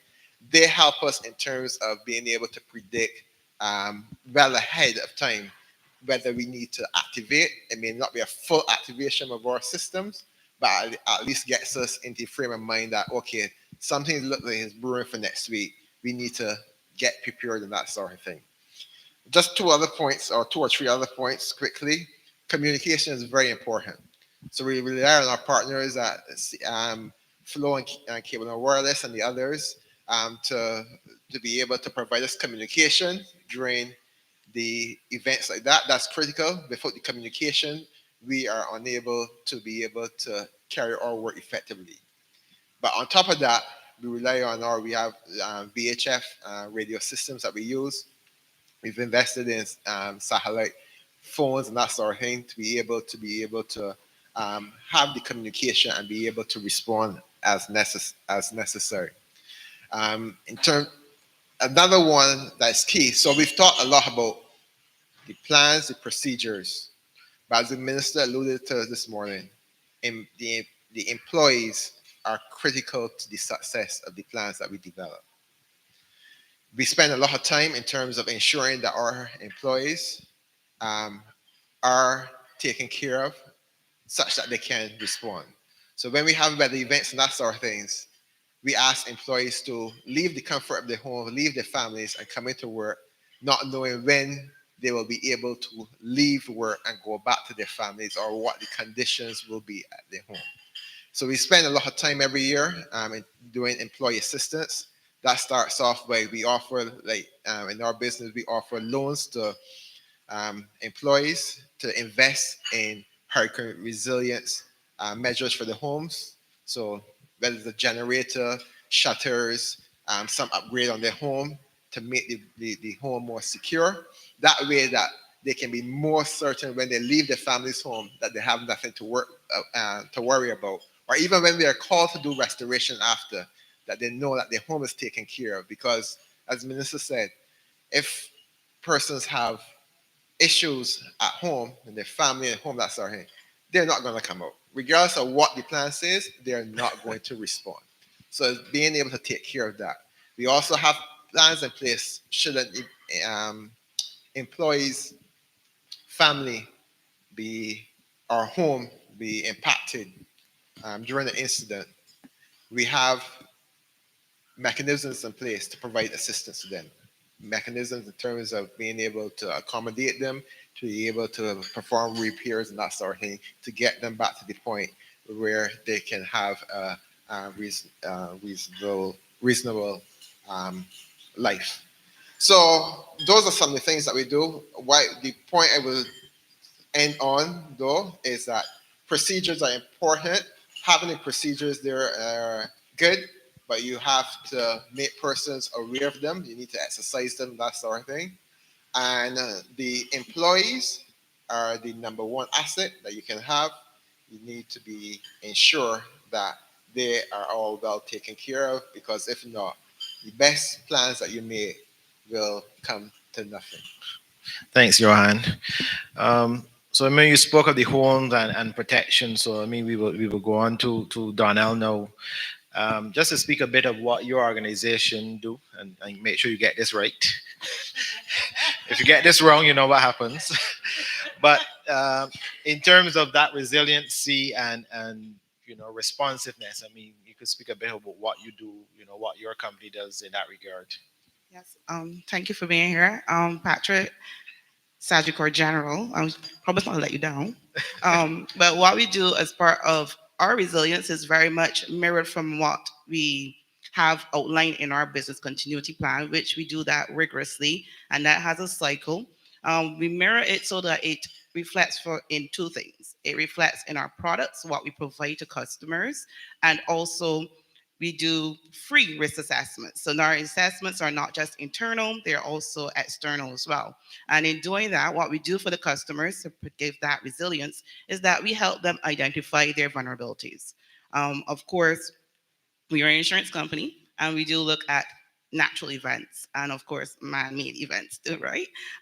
We do that and then we tell the clients, or we advise them I should say, this is a challenge here for you. So if you live in example St. Andrew, we must say this is where your vulnerabilities lies. You're prone to slippage, you're prone to subsidence, and then we help you devise a plan for that. And that is then built into the insurance plan. So as soon as we see areas that are more vulnerable to something or an event, we keep that plan in place, not just for us, but we then extend it to you. The other areas that we do that for, especially when it comes to businesses, is that we have a product. The product itself is very much reflective of what the BCP is. If it's the business continuity plan, the insurance product is the business interruption plan, right? And from that plan, we kind of mirror exactly what everybody's been speaking about today. In that plan, you have to know how long will you be shut down for? How will you be impacted by telecoms not being up or utilities not being up? We ask you questions like that. So that's giving you context, right? Then we will ask you questions. If you're going to be down for 6 months, what is the best time for you to get back up? And in getting back up, it's not only time sensitive, it's also looking at how much money you would need. Now, most of the time when you think about an insurance plan, you're thinking mainly natural events, man-made events. But the good thing about insurance is so dynamic and so diverse. We also look at your financial um, risk as well. So the business interruption plan don't only focus on fire, they don't only focus on hurricane. It looks and asks you the question, how much money would you need to get back up if you are down for 6 months? And that's a key aspect in identifying your risk and also for your resilient plan. And in doing that, you have now a connector. I'm down for 6 months. I need this amount of money to get back up. I believe also that I think Carrie said this. Lessons learned, lessons applied. And we ask that question to you. If you know you will be impacted by this, and this is from a lesson you've learned, whether it be from Hurricane Beryl or whether it be from Hurricane Maria, from your lesson learned, what do you wish to apply from our products? What do you wish to gain from our products? And then in the business interruption plan of itself, one of the major factors is what we call average. And I'll go into that now and I'll say that average is basically you tell us how much money you need to get back up, but you always say insurance is too much money to pay. So you want to create balance, right? But when doing balance, then you put yourself at a disadvantage. And that is not building a resilient plan. That is just saying I can't afford something or I don't want to pay something. I want to say that in doing resilience plan, you have to be honest with where you need your business to be. So it's not only a resilience plan, it's a growth strategy. If my business needs to be back up in 6 months, I need to have enough money. Don't cheat yourself and say, if I know I need $1 million, don't insure for $500,000, please. Don't do that. Make sure that if you need a million, insure for the million. And I've seen businesses, I've seen hotels. I want to be specific. And I saw hotels being impacted by trying to cheat the way of I don't want to pay that premium, but then that's not a growth strategy. It's not a resilient strategy. It's actually the worst strategy. And if it was in their BCP plan, they would have been identifying that doing under insurance is a major, major risk. All right. So I feel like I've encapsulated a lot of things. Yes, you have. I feel like we encapsulated it all, and I've shown how, from our BCP, how we extend it to customers. One, in our free risk assessments that we conduct by helping you identify where your vulnerabilities lie, and that's just not on a homeowner's level, but from a business level. And in doing so, we ask you multiple questions because we want to understand and make sure that if you need to get back up and running, not just from a physical damage perspective, but from a financial loss, we want to make sure that you are adequately getting back up and ready so that you can service your clients. Yeah? All right, thanks, Donnell. You're welcome. So finally, Rogerio, um, if you can just speak a little bit of your organization, what you guys are planning to do, how you interact with the business community, especially with the humanitarian efforts that you guys put on the table. Thank you for being here. Let's bring in a new perspective, humanitarian perspective. Everybody knows the UN, correct? I'll not even ask it. Raise your hands if you heard about it. But raise your hands how many of you had heard about OCHA within the UN? And then maybe not many. Clive, if you don't raise your hands, please, you should. Sidima is one of our partners. So I'll brief about OCHA, then I'll connect with you all. We do coordination of humanitarian response. To respond in a coordinated fashion, we need to be prepared. Okay? Let me create an hypothetical aspect here. How many companies we have here? I know we have about 50 persons. From how many companies? I don't know. Probably Misha knows, you know, from the list of participants, correct? But then another question. In which business areas you are? Another layer. Coordinating during a massive disaster means I need to know who you are, what do you do, what is your main skills, and how far you want to help us on the endeavor of responding. Look at here, 4 different type of business, 4 different type of contingency plans, plus myself here, the alien, humanitarian activist from the UN. Out of this, not that out, because how many of you were a beneficiary one day? You were impacted by a disaster, not a natural disaster. A disaster caused by a natural hazard, as was mentioned before. How many, any of you were one day impacted by flood, by an earthquake, by a hurricane? No? Not? One person only? Okay. How many of you have worked on a response, either as individual or as your company was providing response? Can you raise your hands? Now we're growing in numbers. Good.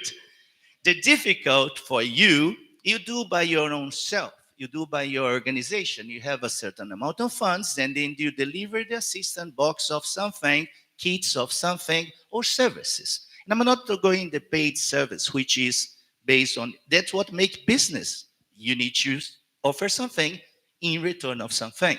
But the way I'm doing is the pro bono kind of, when you coordinate. So what we do is this. Understanding who is there in terms of international community, working in which area, providing what kind of service to how many people. But we don't do this like a government, a national authority. We do this in support of national authority. And what we want these days, we want to connect private sector to this major game.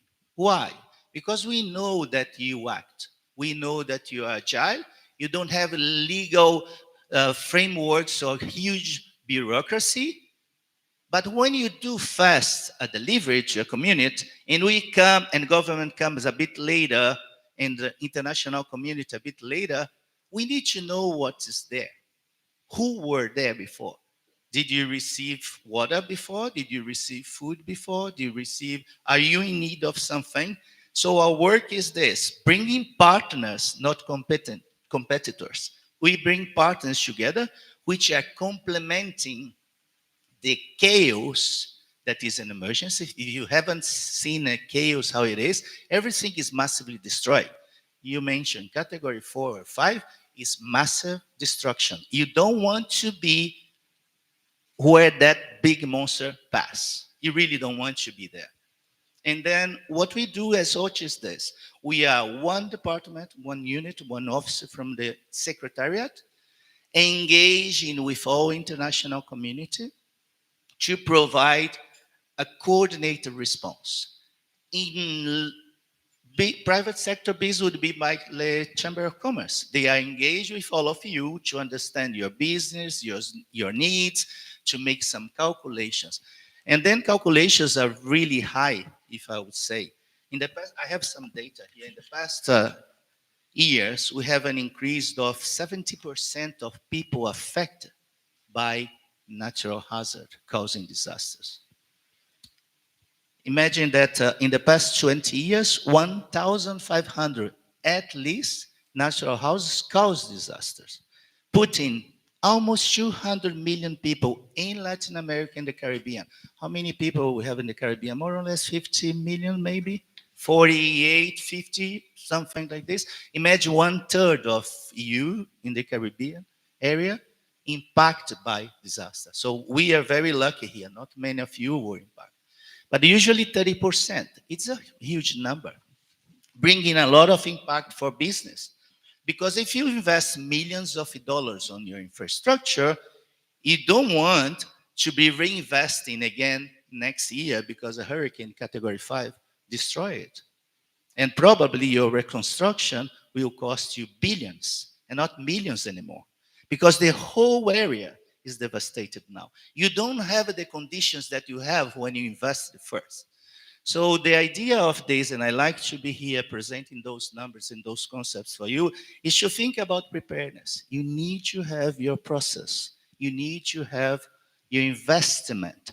It's not a wasting of money, colleagues. It's an investment on resilience. I like what you say, invest on your teams, because if you're a staff member is impacted by disaster, maybe he'll not be able to accomplish the goals and the objectives next day or next week because he has no house. Family maybe died. And you know how it is to deal with a human being who is under that emotional pressure or that loss. So investing on this will not stop a category 5 to hit us and destroy everything, but at least will think, will make us to think we need to be prepared.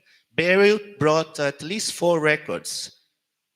The first major, and major now language is category 3, 4, 5, okay? Major hurricane. In June. In June is too soon. Apparently not anymore. June was too soon. September is remember, correct? Yes. So June was too soon. Beryl was the first major in June. Then 1st of July, the first category, the earliest category 5 in July. The last one was 2005. The farthest to happen, Barbados were never on a threat of category 5. And I remember I was here on that Sunday, and we were sunny Sunday, by the way, until 5 o'clock. I have a picture. I said, I can't believe it that in 6 hours, we're going to be hit by a category 5 and it's sunny outside. So it was, again, the furthest east hurricane. And it was the first one to transition from tropical storm, you mentioned. One thing is the tropical storm, floods, some destruction. Another thing is the category 5. So Beryl passed from tropical storm to a major hurricane in 48 hours, another record.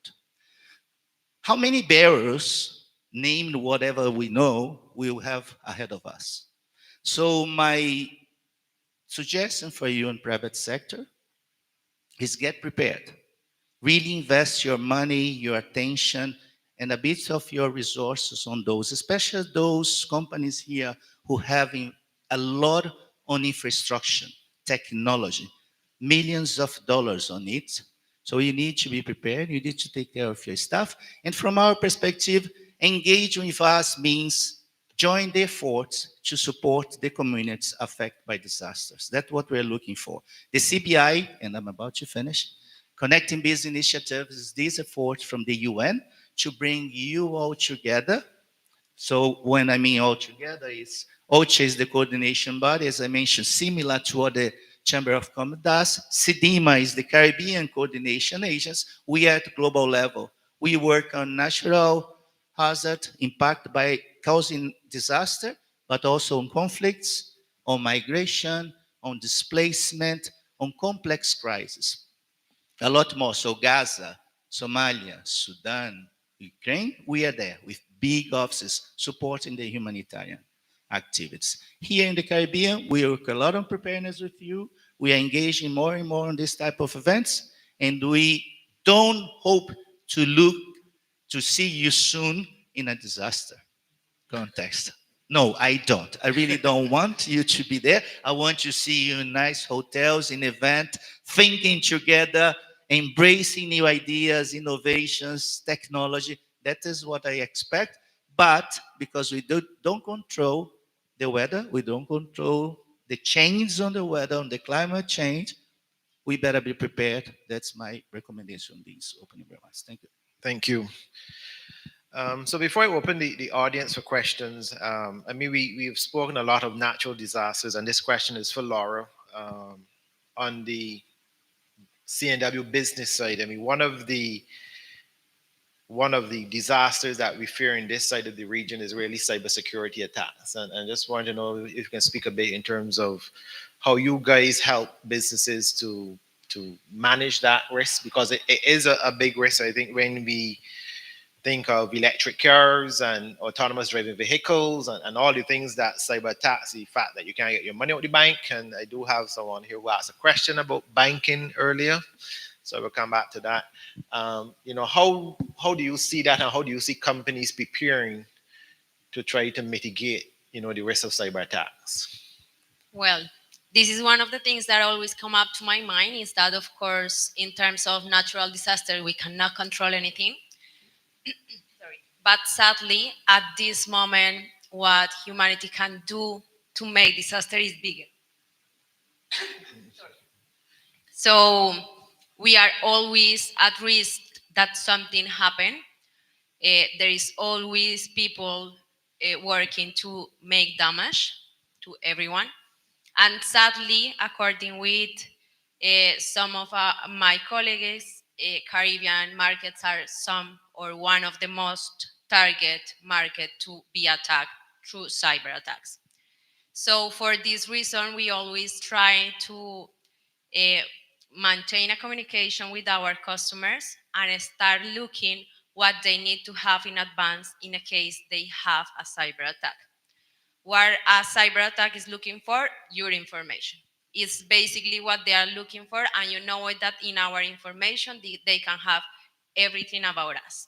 Our bank account, our health information, our government information, and they can keep it and use to make even more damage than another type of disaster can do it. So we normally suggest to prevent this in two different ways. One, it's gonna be, of course, have something that can block the attack. So this is in terms of cybersecurity, what you are gonna put in your system, how you are gonna train your employees to don't click in the wrong link. So this is super important that we always talk with our customers and even internally that we have to keep an eye in what we are receiving in our emails, because if you think this is going to be the easiest way that a company can get the information blocked. So this is one of the things that we always talking about You have to keep your cybersecurity on point. You have to check the different ways where the cyber attack can come in. So one of the points is always going to be around cybersecurity. So we are always in the risk to have a cyber attack. What we do is that in complementing all the cybersecurity things that you can have in your network, in your system, in your email, we also said that you have to guarantee your backups. What you are going to do if you have already a disaster, if you already have an attack in your system, if you don't have any backups, you are not going to have to do anything. So you have to be very clear in how you are going to act, what you are going to do, and if you have a cyber attack, that you have a second plan to recover for that cyber attack.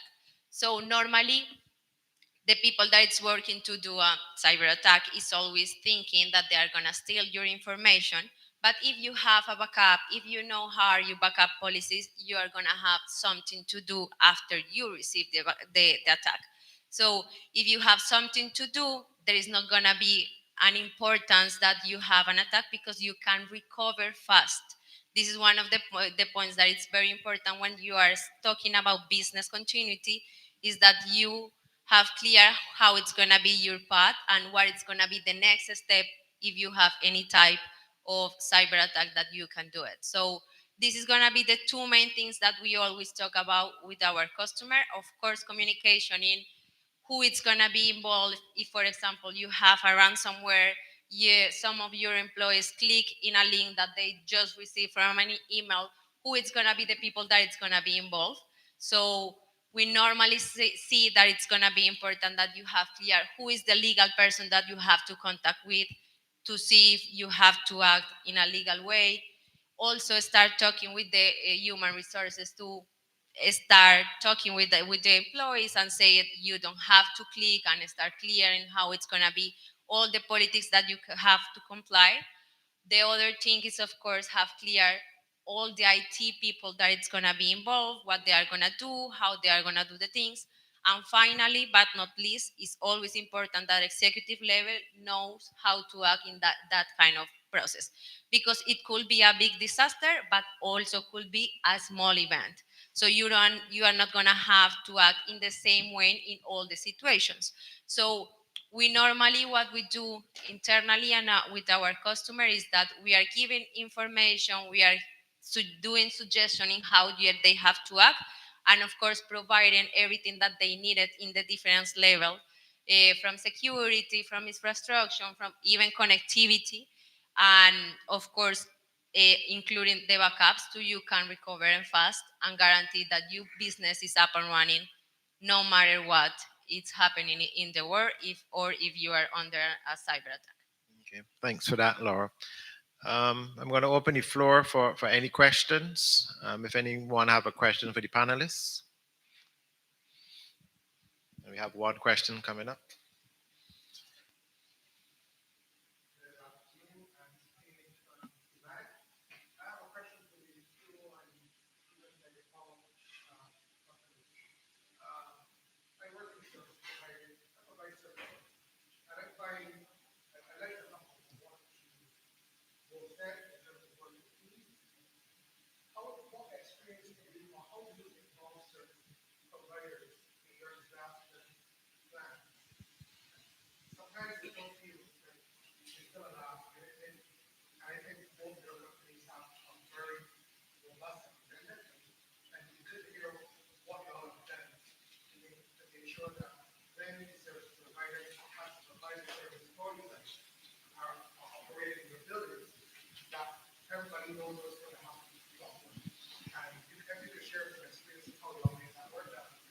So for clarity, you're saying persons who provide services to them, or they're providing services to you?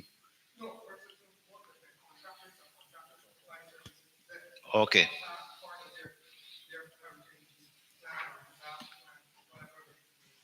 Okay. So Thanks for the question. What we do is a lot of active stakeholder engagement.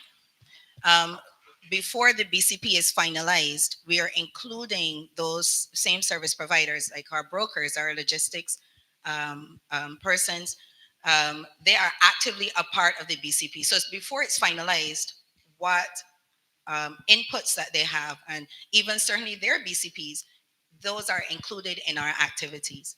So it's the same story we've been echoing all morning. It's really about communication and inclusiveness, because yes, we are on the surface of it. We are competitors in some form or fashion and whatnot, but at the core of it, we are Barbadians, and we definitely want to see that our communities are still well serviced and that we are still able to provide as much as possible communications to our services, to our customers. I'll say that, previously connectivity was not on Maslow's hierarchy of needs, but if you have a teenager or certainly a young one, it is definitely up there. And whether or not sorry to say, whether or not the power is on, if the data is down, you have a problem, and they don't understand that. So definitely we've had to really look at the priority for our customers and ensure that our service providers are also looking at those changes of needs and the cultural changes in our community, and being able to support that as well. We heard mention of having equipment in place but not having the persons in place. We have contingency plans. There's a plan A, B, and sometimes C, for who we can reach out to, how we are to reach out to them, even to the point of we are not able to reach you on the telephone, but we know exactly where to find you. That kind of support. So yes, everybody is on board and ready to act because we have robust business continuity plans in place. Thanks, Renee. Johan? Yeah, similarly, I think we will focus on the stakeholder engagement as part of the planning phase.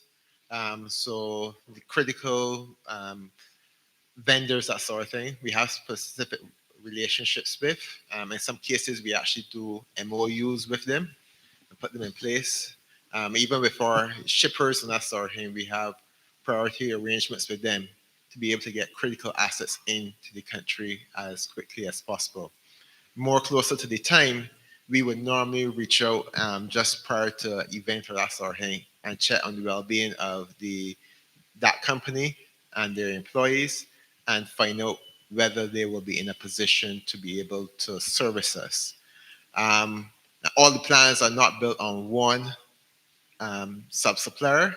We use multiple sub-supplier because, as I said, one sub-supplier may not be available and we have to go elsewhere. We also focus on the regional resources as well. So as a utility organization, we are part of the CARILET, the regional electricity organization. So leading up to the event and that sort of thing, we keep in contact with them, and we would normally feed information to them in terms of what resources we will need. So even if it's not available locally, we will seek to bring them in from regionally or even further afield as necessary. Thanks, Johan. We have another question. Hi, good afternoon. I have two questions for you quickly. Who are they directed to? Sorry? They're directed to the panel or someone in the panel, yeah. Okay. What are companies doing as it pertains to risk in relocating critical services away from our coastline and offshore, as we are susceptible to not only hurricanes but also tsunamis and the effects of earthquakes, etc.? You want to take that? You're closest I'll to the take a CW. stab at that quickly. So it's a real issue for us in the utility. Our main generation site is located right on the coast. A number of years ago, though, we would have taken the decision in terms of relocating a number of our future assets away from the coastline. So we've moved our installations more further inland now, above certain elevations, to be able to be outside of the flood risk from any tsunami that potentially may hit the island. At our Spring Garden compound tool, what we would have done is that critical equipment in our newer station there is all elevated at least one story up in the air. So the ground floor has basically no critical assets. All the critical assets starts from the first floor and going up. So that's some of the things that we would do there from that point of view. But the main thing is going forward, we have taken the decision not to locate any assets in the flood-prone areas. And also, when we design those facilities, we design them for hurricane rating, flood rating, earthquake resistance, those sort of things as well. The second question is more of an insurance type question. Given the challenges that this specific region face as it pertains to natural disasters due to climate change, how are insurance and reinsurance companies viewing the type of coverage offered to companies in this region? So,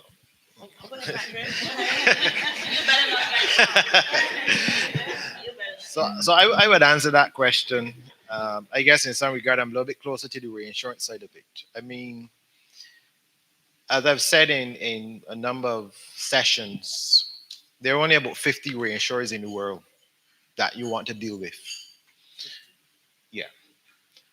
And those reinsurers, I mean, we talk about A-rated reinsurers, right? So you don't, so our choice as a company and pretty much in this region is that we deal with A-rated reinsurers. So Munich Re, Hanover Re, RMV, Swiss Re, and the list goes on.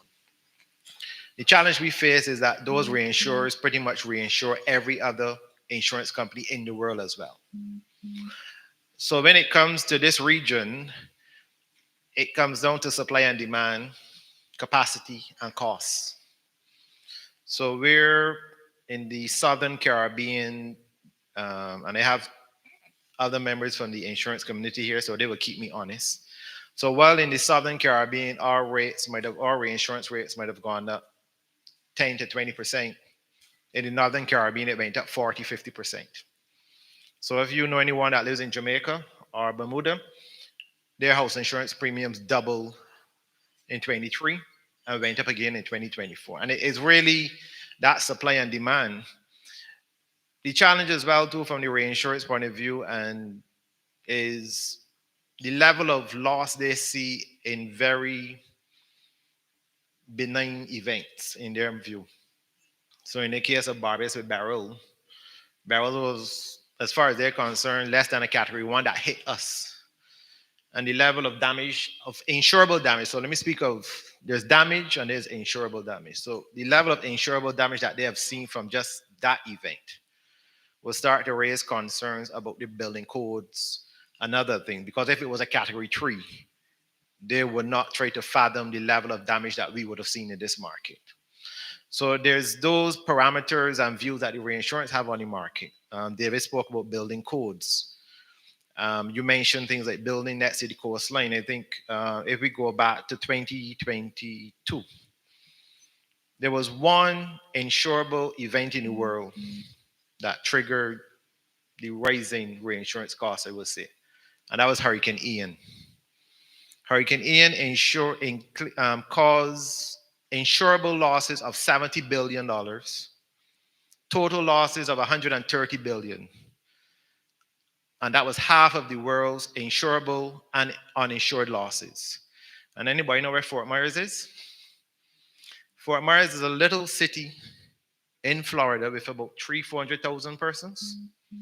So you can imagine that one little city triggered pretty much what the world saw and what we saw from the increases in insurance premiums. So it's a challenge that we have in the region. I mean, we negotiate, we discuss, we have meetings. In this part of the region, we figure we are somewhat out of the hurricane belt. But then Beryl came and it immediately put us back on the radar because you can't say no, or the hurricane's going north of Barbados. Because the first hurricane for this region went south. So it is a challenge that we will have going forward. We will try to manage relationships.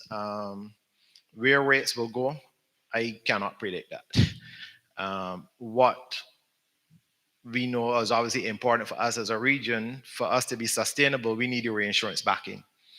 David mentioned in terms of the coverage and capacity that we have in the region, we only take about 10% of the risk. Because the other 80-90% of it we all cede and reinsure because a single company in the region cannot take the level of risk that they carry. And the unfortunate is that is the reality for us in the region. Thank you. Okay. You have one more question, I see. Is this my money question? Hi, greetings everybody. My name is Hurtado Mitchell. I am General Manager Operations at Guardsman. So basically, I represent the private security sector, that industry. And I have a broad question, and it's for the panel. But mainly, I believe that our operations director at Light and Power should jump in on this as well as our flow manager here. So here it goes. Where is the security industry in the scope of the BCP planning on both sides, right? And the reason why I'm asking this question is this, because we kind of like to understand what does the BCP look like, let me say, partial devastation in the event there is some form of a direct hit. And why I'm going there, so is because in the event that there is a hit whereby you find that there is a major effect or impact on the telecommunications, cash now becomes king. I know that we want to move digitally, but cash becomes king. And what happens when persons are unable to get cash? In your BCP, what are the industries or the sectors that gets prioritized? We do know, yes, the seaport. We do know, yes, the airport. But what about let me say, the financial sector? How does that fall into the entire BCP to ensure that persons have cash to buy? Because, for example, recently with Beryl, you had persons who were going to the ATMs and withdrawing their maximum just to brace themselves. So let me stop there and throw those questions out. Not sure who want to take that one. Well, I'm about to divert it a little bit because each functional area within C&W will have their own BCP. So as I sit in the space of supply chain, I don't think I'm in the best position to be able to answer. But from what I have seen of the BCPs, because we effectively test them holistically, like every functional area is testing while we're testing. It's that rigorous of a test. I do know that there are specific actions that are taken that speak to security from our facilities team. And there are actions that are taken from a customer experience standpoint when it comes to, being able to support those businesses who will be impacted by the sudden rush, as you mentioned, of persons needing to have funds or what's not. So sitting in my supply chain space, I'm sorry, I can't answer that question directly, but I'm sure I can get the answer and get it back for you. Okay. So from my point of view, in terms of security, security is normally part of our BCP planning process. We would normally work with our security firms to be able to provide the level of security that we would need during and after an event. Usually, after an event, security becomes very important. We've seen instances in other territories in the region when there's mass destruction, fuel, any sort of material that can be used to create some form of temporary housing, that sort of thing, has been is in demand, and we have seen utilities be the target for some looting. So usually, as part of our process, we work very closely with our security providers, and we would normally have backup security providers on standby as well. And in event it were to escalate to that point, we normally have a relationship with the police service and the defense force to protect those assets, which are critical assets. I think from a secure point of view, from the national point of view, because we are involved in some of the bigger discussions, the specific security arrangements that we put in place for places that would be stored like fuel, the food that be needed for the island, that sort of thing. So security, while we may not have spoken a lot about it, that is one of the big areas that is taken into account when the planning is done, I dare say at a national level. In terms of the response in terms of the prioritizing persons coming back on and the businesses and that sort of thing, the utility, we normally keep a list. The list probably carries over 100 plus companies or categories, I should dare say, in terms of the priority persons that we need to try to get back on, because the focus in those first few days is being able to get the country and the economy back and running so that the necessary relief can be provided to the citizens and that material can come in and out of the country. So there is a list that we normally go through. We would normally speak with different persons in the various business communities, also with government in terms of determining how the priority is done. Also, every event is different. So from time to time, you will get persons calling saying, well, I have a problem with my standby generator, this sort of thing. And then we have to try to navigate to see how best we can support one another because after all, we all in it together. I know your questions circle around cash, and I think what you raise is also something that needs to come into the planning for individuals. That when the hurricane season starts, should you have a little cash set aside? Because there's no guarantee you can get to the ATMs. So I think from that perspective, I think that's something that maybe there's a different discussion that need to be had around.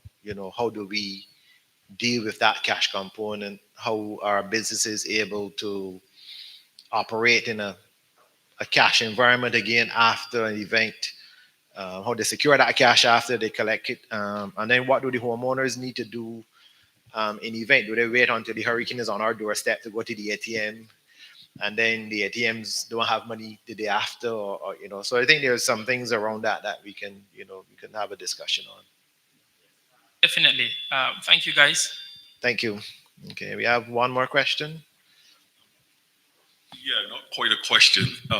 In response to the question before, I know for sure the financial institutions are meeting the credit unions and the banks to go over how we handle such situations. I can also say for sure that our BCP plan, Barbados Public Workers, we involve security, we involve cash vault to ensure that cash is available. So we're talking some things in the realm of, okay, if one institution goes down, then can we switch over and share the cash or resources with one of the other institutions? So I know for sure those talks are going on right now, and also there's some involvement in our BCP for sure. So okay, I think thanks for that, because I think that is important.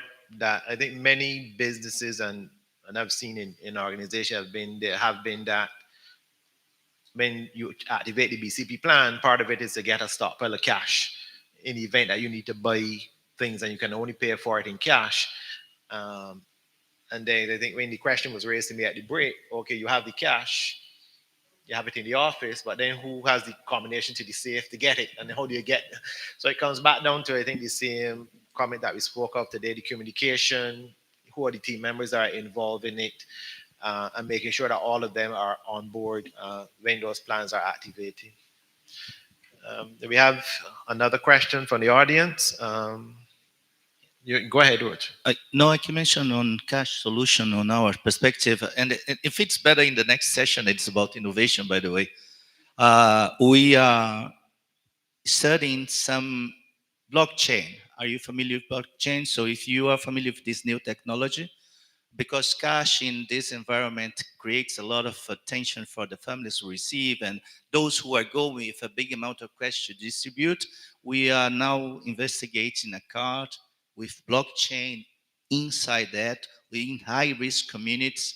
So it's coded in a way that with certain business area that is required, that cash is, of course, there is a pre-registration process of the families in high-risk areas, but at least we are reducing the cash flow and in these situations, and we are proposing innovation technology using blockchain in a way that you don't even connectivity or power, and the persons on that community can really start flowing the business, small business. So it's good to combine high risk population, small business, technology companies, and banks, because it's all the whole environmental. It's good for these high risk areas, and I think in the Caribbean could be a solution in future. Still being pilot, not only in this region, we're trying in Venezuela, there are others in Asia. So it's a good way to investigate for those who have coding system, blockchain, banking, financial institutions, insurance, maybe, all those elements. Great, thanks for that. Ladies and gentlemen, I want to thank you, and I want to thank the panelists. So give them a round of applause, please. So thank you guys very much.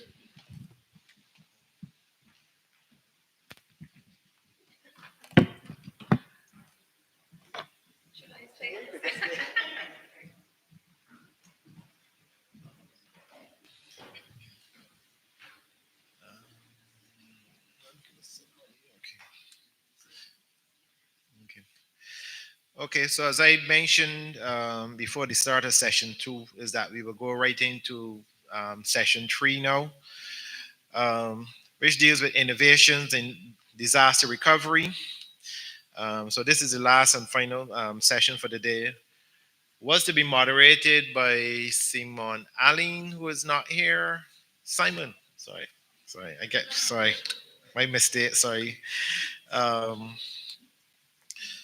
So the panelists for that session, Laura, she's already here, so thanks for being here. And I also want to invite Enika Archer.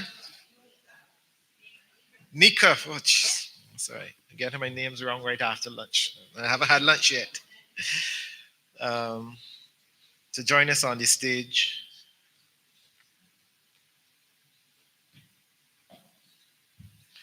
Thank you. Sorry, just want to clear these. Just have a seat. Yeah, that's.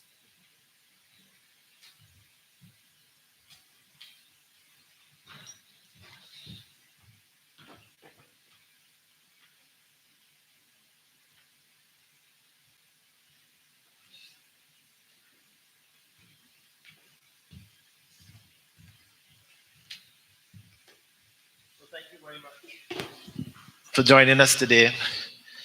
So, Dr. Archer, since we have heard from Laura already and her role within C&W Business, if you could speak a bit about your role and Barbados Light and Power and what you guys are doing on the innovation side, especially as we prepare for a new set of disasters and what you guys are seeing as well. So good. Was it Afternoon? It's so good to see a topic like innovation and Barbados Light and Power being invited. I know when people think about light and power, they think about innovation in the electric bill. When you open your bill, that's the only innovation I want. But I know that's not the topic in the room now. After hearing our director speak and everything, you know that when you open the bill, come the end of the month, you'll be like, oh, I could understand, right?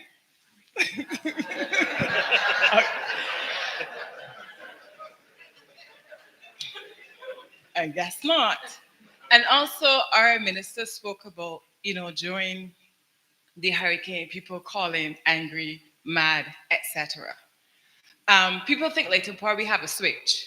So before I start about innovation, we do not have a switch that when the all clear given, we press this switch and everybody gets electricity. So everybody understand that now too. So let me come back to mad. So when next you get mad during a disaster, I want you to remember our innovation and my abbreviation. You can look at my managing director, probably looking at me like Nika no. So M stands for maps, right? A stands for apps, and D stands for drones. Those are the tools, the integrative tools we use during a disaster. So maps. When you think about maps, you have an AMI meter, the meters that we install to accurately bill you so that your bill is accurate, right? So everybody should have a meter. So when we talk about maps, during a disaster, we know who is out. So we have a visualization of that. So we have a mapping application, we can see everybody's out. So that's the mapping part. Then we have the apps. So, just like in all the other business, you go and you do assessments. But these assessments are done through apps. And depending on the context or the type of hurricane or the impact, we could sit in house and in 30 seconds develop an app to collect data. And the persons go out. So, traditionally, you go do an assessment, you bring back in the paper. No, it comes back in, and we see the area that's out, and then the assessment to match with it. Then, on top of that, how many persons know about the other one that everybody in this room have on their phone? Everybody in this room have the app on their phone? No? ECI Restore? Okay. So join Elsa. Yeah, join Elsa. That was really, really good.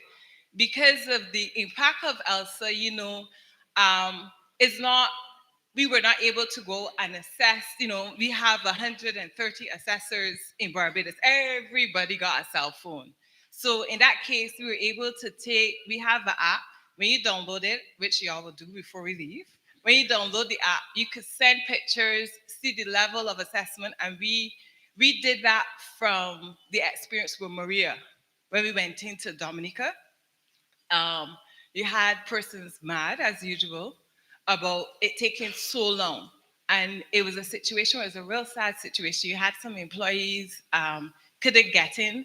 Some employees even say they walked 3 hours from home to work to come in to begin the restoration. So in that instance, they were unable to assess, get to certain areas. And when the comms did come up, what we developed is came up with this app so that customers can help in the assessment. They're able to say things like, what's the extent of the damage? Is my roof off? All those type of things, which is critical to assessment to know where to prioritize. So that's where the apps come in. So now when you leave here, you will download the ECI Restore app, which we are going to revamp somewhat based on the Elsa experience and based on the Beryl experience. So that's the app, the A. So remember, maps, apps, and then drones. We fortunately didn't have to use drones in this instance, but we used drones. Drones allow for rapid assessment. Again, we had some person talk about the humanitarian effort. We helped out with Dominica again with Maria. And this group came in, and drones again allow for rapid assessment. So remember the maps. We had a map of Dominica showing the infrastructure before. So then you could take this drone and you could fly it over Dominica, look at the map and see what was there before. Because when you went to Dominica, nothing was there. So the drone operation, rapid assessment, allows other persons to help us. So we could store things in the cloud, where the infrastructure is, all the poles are. And the mapping application is such that you could fly the drone, see what was there before, what is no longer there, and start to do the planning, the supply chain management, and everything to assist with the restoration. What we have at Light and Power is also the capability. If you know anything about drones, the drones, people have drones for entertainment. When you see drones, you can see whatever on TV during entertainment. We have that facility too. So traditionally with drones, people use the drone, come back in, use the SD card to see what's going on. We have the capability of opening a channel that when the fellows are out there flying the drones, the control center could actually see what's going on. So that's mad. Let me give a little story that my managing director and your hand can probably turn red. So join Beryl when all y'all were blowing up the managing director phone. Your hands phone will know when to get, was the restoration. I was in the office, you could tell my personality. We had the map up and we have a dashboard. And on the dashboard, we will have, okay, this pocket out, this is the assessment. We could restore 3,000 customers here, 5,000 customers here by sending the crews here, another 5. So I was playing, at night I played the game. They're all in there, I played this game. Oh, by the end of the night, we will have 20,000 customers on. Your hand and manager director is like, oh, she and this again. By the end of the night, we had 30,000 customers on. Oh. And it wasn't that I was smart or anything, it was tricking them because I know that the crews, we had 7 crews that they've deployed at polygon A, B, C, D, and that total 30,000 customers. So I would tell them 20, and they'd be like, whatever. So by the end of the night, we were down 30. So I'll be like, no one leaving here tonight. We're not leaving here tonight till we're down to whatever number. And they used to be like, again, calls and she here celebrating and what's not. But actually, just coming back, these integrative technologies allows us to assess, we could prioritize as I use in terms of resources, and then effectively restore. Not only effectively, but safely. Thank you. So, Laura, one of the things that Dr. Archer mentioned was obviously having stuff in the cloud, and I know many businesses have seen the cloud as a key part of their disaster recovery and being resilient and being able to get back up and running. Um, Along with the cloud, what else do you see from the telecommunications and technology side that businesses are looking at now in terms of building that sort of resilience into their BCP plans as well? Well, one of the things that a part of the cloud is, of course, that we are always looking for more options, more things that we can work with. And I think one of the things that we have been hearing that everyone is talking about is artificial intelligence and machine learning. So everything that doctor was talking, it's about what data you can collect, everything that you can work apart with the data that you can collect. So in terms of the machine learning and artificial intelligence, what it can provide in case of business continuity and disaster recovery is that they are going to give you inputs for what it could happen in the future. We know that we are not guaranteed that we can know how it's going to be the water, how is the climate change, and everything that we can think about it. We are not going to know how it's going to be, but this is going to give us some inputs to see how we can act in the future and not keep doing the things that we are doing bad in the past. So everything that machine learning can be taught about, all the data that you can collect can teach to the machines, to the technology, to start doing some of the things different and start promoting everything that you are not doing in the right way and start making to the stakeholder can do a better decision make in terms of business continuity. And in terms of artificial intelligence, and I believe that some of other things that we have been talking about and everyone is talking about is about IoT. It's how you are going to make that the technology is going to support the people, the humanity, because this is the final thing that we have to do with the technology. Technology is here in the earth just for us, for how we are going to make things easier for us. So with IoT, artificial intelligence, and machine learning, you can have a full package that you can host in cloud if you want it, about what is all the information that you can work with. IoT can give you in terms of sensors, different things that you can add in the island to see if a disaster is coming up, if something is weird in the environment, and you can act before something even worse could happen. So I think that this is the 3 main things, a part of cloud, of course, that we can think that can support in terms of disaster in general, and not just natural disaster. It's going to be in general also. I mean, Dr. Archer, you mentioned, light and power is over 100 years old, and innovation and light and power may not, those two words for many of us may not go together, but I mean, what are some of the technology? I know you mentioned the maps and the drones. I mean, what are some of the other things that you guys have implemented or thought about, if you can say, to help with your disaster planning, to help with your resilience, to help with your recovery, along with some of the other things that you mentioned earlier, if you can? Another thing we've been thinking about is using the weather, how we can use weather better, using the model from the hurricane. I think my office will have that to say, well, based on how the weather pattern, I know we can't predict it 100%. Based on the weather, or whatever characteristics of that, when that comes over Leighton Park, given that we know the integrity of our poles, the status of our grid in terms of the trees, we're going to hear about the poles and everything. What is the expected level of damage so that we could do our response? That's what, looking to get to the next 2 to 3 years, because it's indeed possible. It takes understanding a lot about, believe it or not, it takes about the different layers of the soils, the flood-prone areas, and certain other things. And that brings me to the point of undergrounding. People think that the answer to resiliency is undergrounding. It is a good option, but there are other implications for undergrounding. Number one, the flood-prone areas. The underground infrastructure sits on the ground. Like, you have the cable is below ground, but the underground infrastructure, the transformers, the switches, those sit on the ground.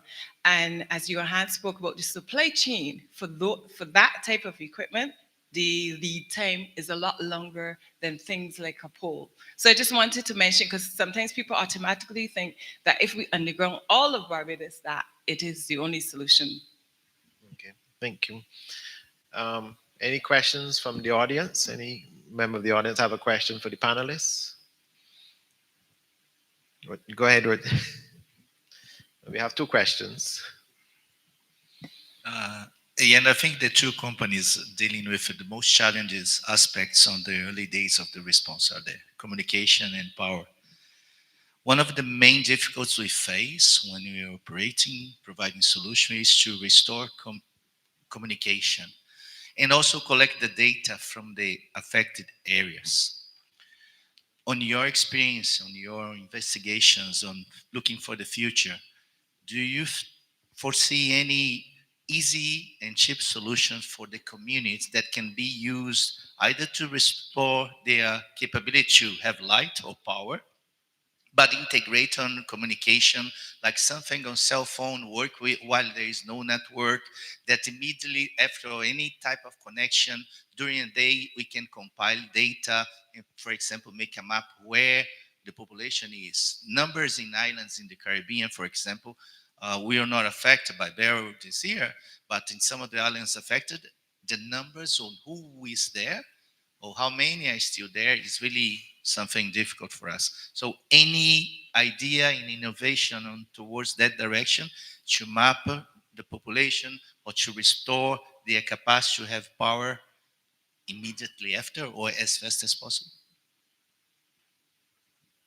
Well, the reality is that in C&W, we are not looking for that kind of solutions for this type of disasters. There is no closed door that we cannot check if there is any opportunity, for example, in terms of you can bring up an infrastructure in a container that can solve this kind of issues. This is something that we are always looking for, trying to build up new solutions for these kind of things. Anyways, what we always guarantee or what we always try to guarantee is has an infrastructure in each of the country. Here we have some data centers that can support these kind of things, and the idea is that we have some SLAs that we are guaranteed the downtimes that we are going to have, that ideally should be less than 4 hours.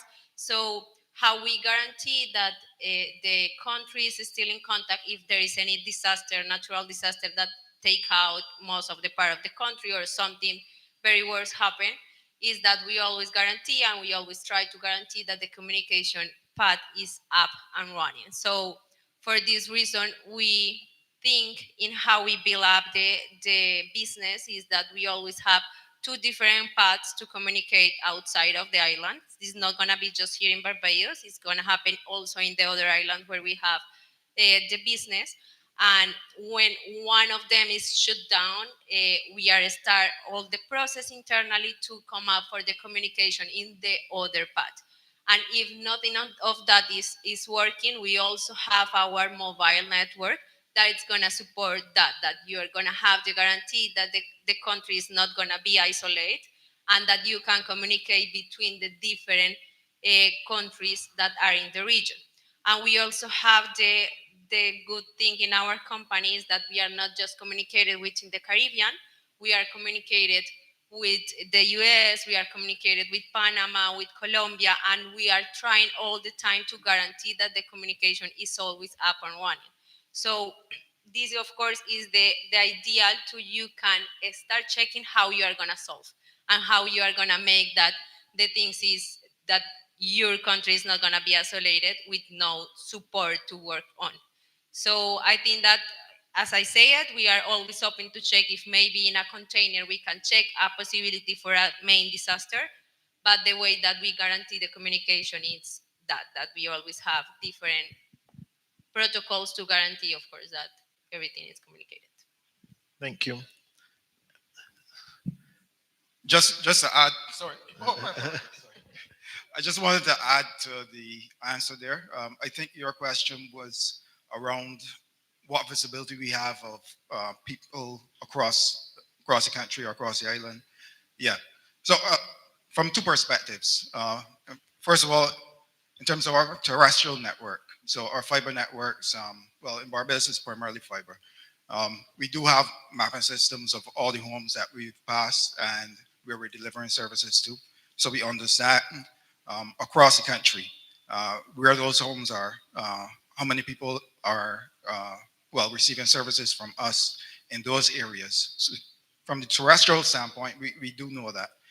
From the mobile standpoint, we also have systems in place to understand how many people are connected to each of our cell sites. So as long as cell service is up at a cell site, we do know how many persons are receiving service there. And that gives us some understanding of where population centers are, where people need service, and where we need to restore service as a priority, right? Yeah. Thank you, Sean. Hi, good afternoon. My question is, in 2024, we still have an extensive infrastructure in terms of the electrical and services that are on wooden poles. What is the intention, given that we are now in an age where the category of hurricanes are increasing, and at some point in time we will be impacted? So what is the long-term plan by the Barbados Light and Power? Because I appreciate that Flow and the other provider have services on those poles.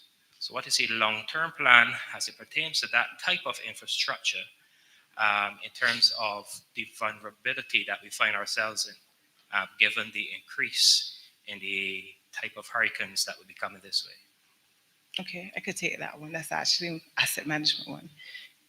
The poles, when coming out to the Dominica experience, the class of the pole actually tells you the level of the hurricane that we could withstand. So a pole is not a pole. So if you look at your pole, you will see the 30, 35 foot pole, the ones that offer service to your house are a different diameter than the poles on the main road. So the wooden pole itself is not a problem, it's the class of the pole. They have up to H1 poles.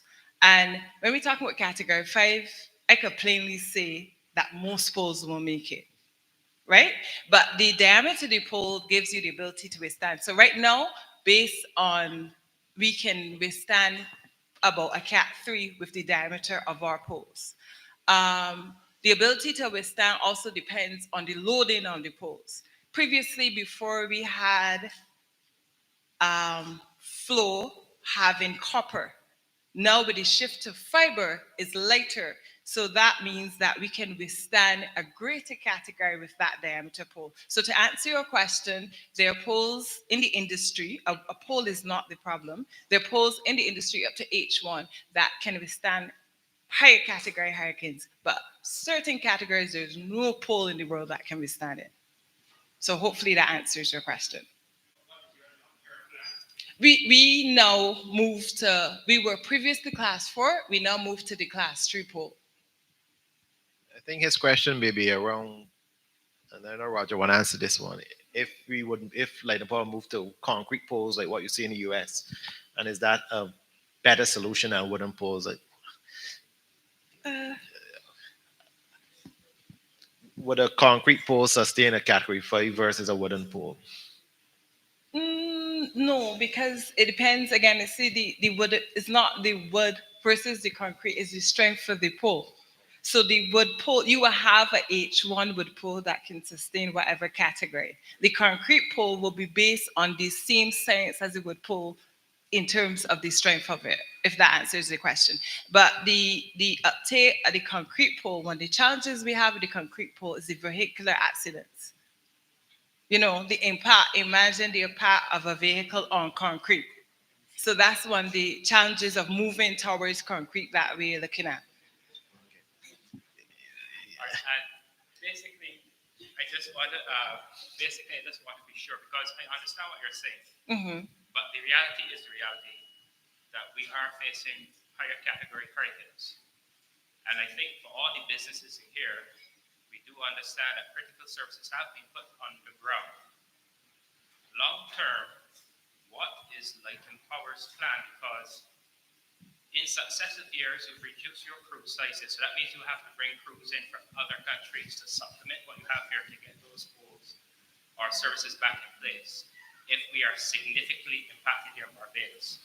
So is that the plan that you will bring people in to get things up and going? Or are you looking to change the category of your pole? Are you going to a more high tensile type structure where you're going to have your transmission cables on that and a different distribution? What is the long-term plan? Because in 2024, there is just too much of the poles that not only leaves us vulnerable, but I dare say the houses that are next to these poles also become vulnerable. So what is the long-term plan? Johanny, want to come and help me answer this question? Or you want me to go ahead because you think I'm better poised to answer the question? I think Roger want to answer that? Sorry. Yeah. Hello? Sorry, before that. Roger's going to answer that. I don't want to talk. Really quickly. My ADHD is playing it. Excuse me. You had spoken briefly about underground, putting networks underground, and the challenges to that being the switches and the connections will be on surface and subsequently vulnerable to flooding. Why not put those switches on poles? The switches on the poles? The switches on the poles. The weight of the switches, they can't go on the poles. To my imagination, for what I understand, there are a lot less switches than there are actual poles existing. So one switch would handle area, what, 5,000 residences or 5,000? Switch? Yeah. No, the switching doesn't quite work like that. So the switching is like... Or the transformers. The transformers. The transformers would also on surface. So wouldn't it be a possibility, sorry, my ADHD again, to put said transformer or switch on a reinforced tower that could handle the weight and have the network, the actual infrastructure run underground? Would get away from the challenges that, or threats, as the gentleman said, of the poles, relying on wooden poles. I know there'd be a greater expense to the actual trenching and those capital works, but wouldn't it be much safer that way?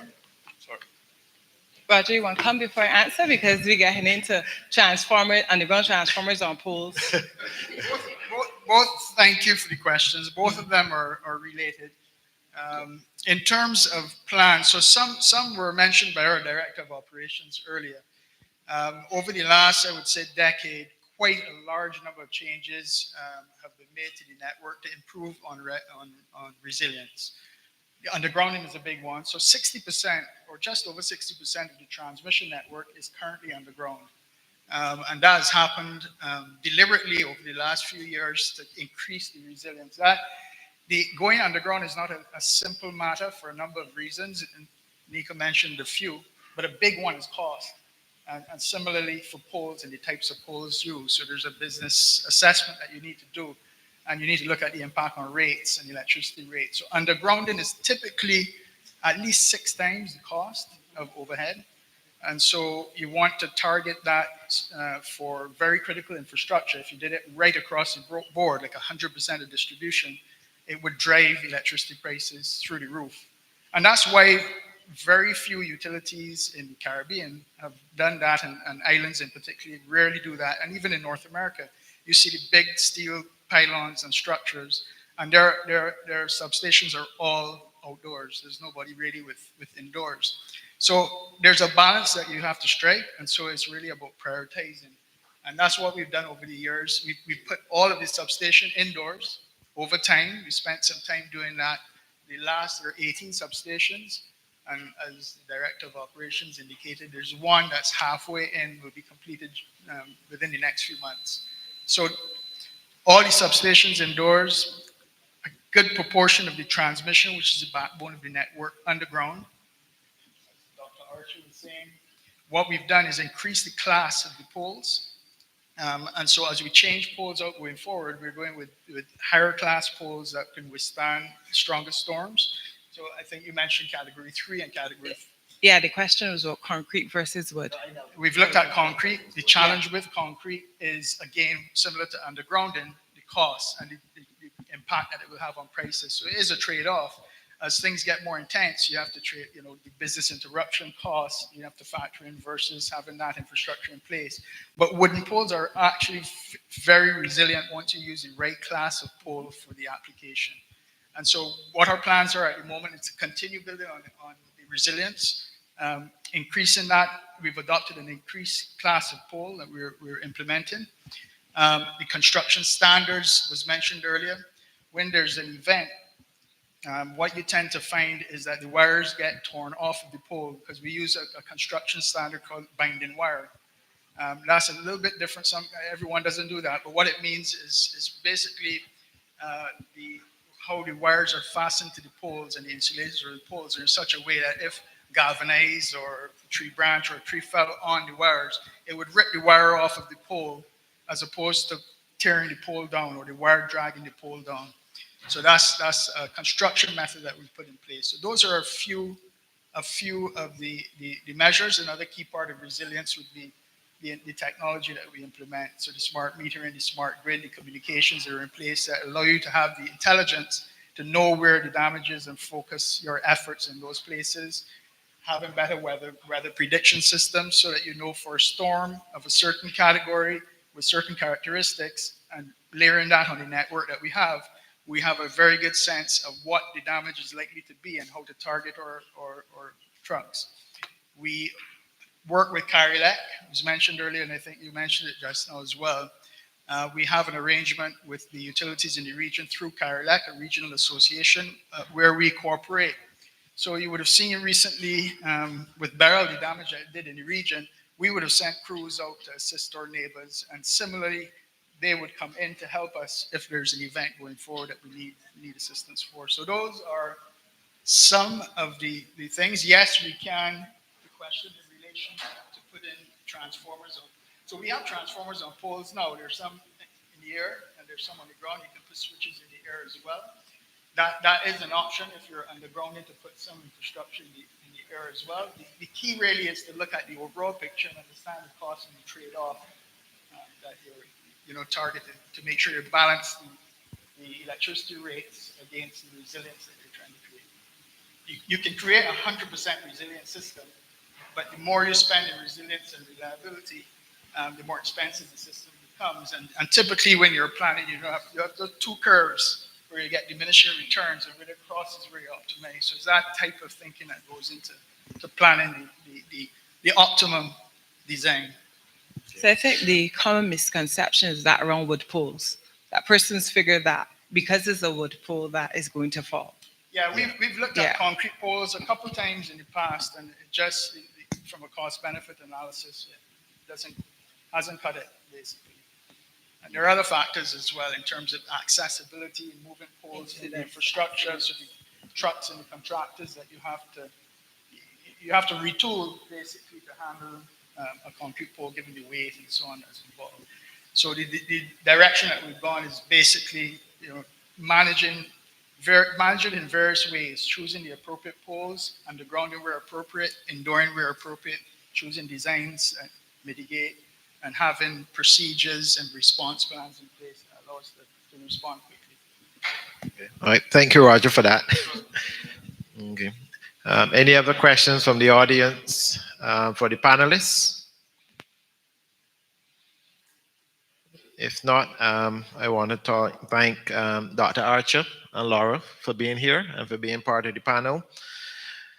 So this has brought us to the end of an engaging and a rather informative business forum. I think what was shared here today did highlight there is a lot of planning that goes on um, at the national level with the DEM, with our providers in Barbados, and also within companies.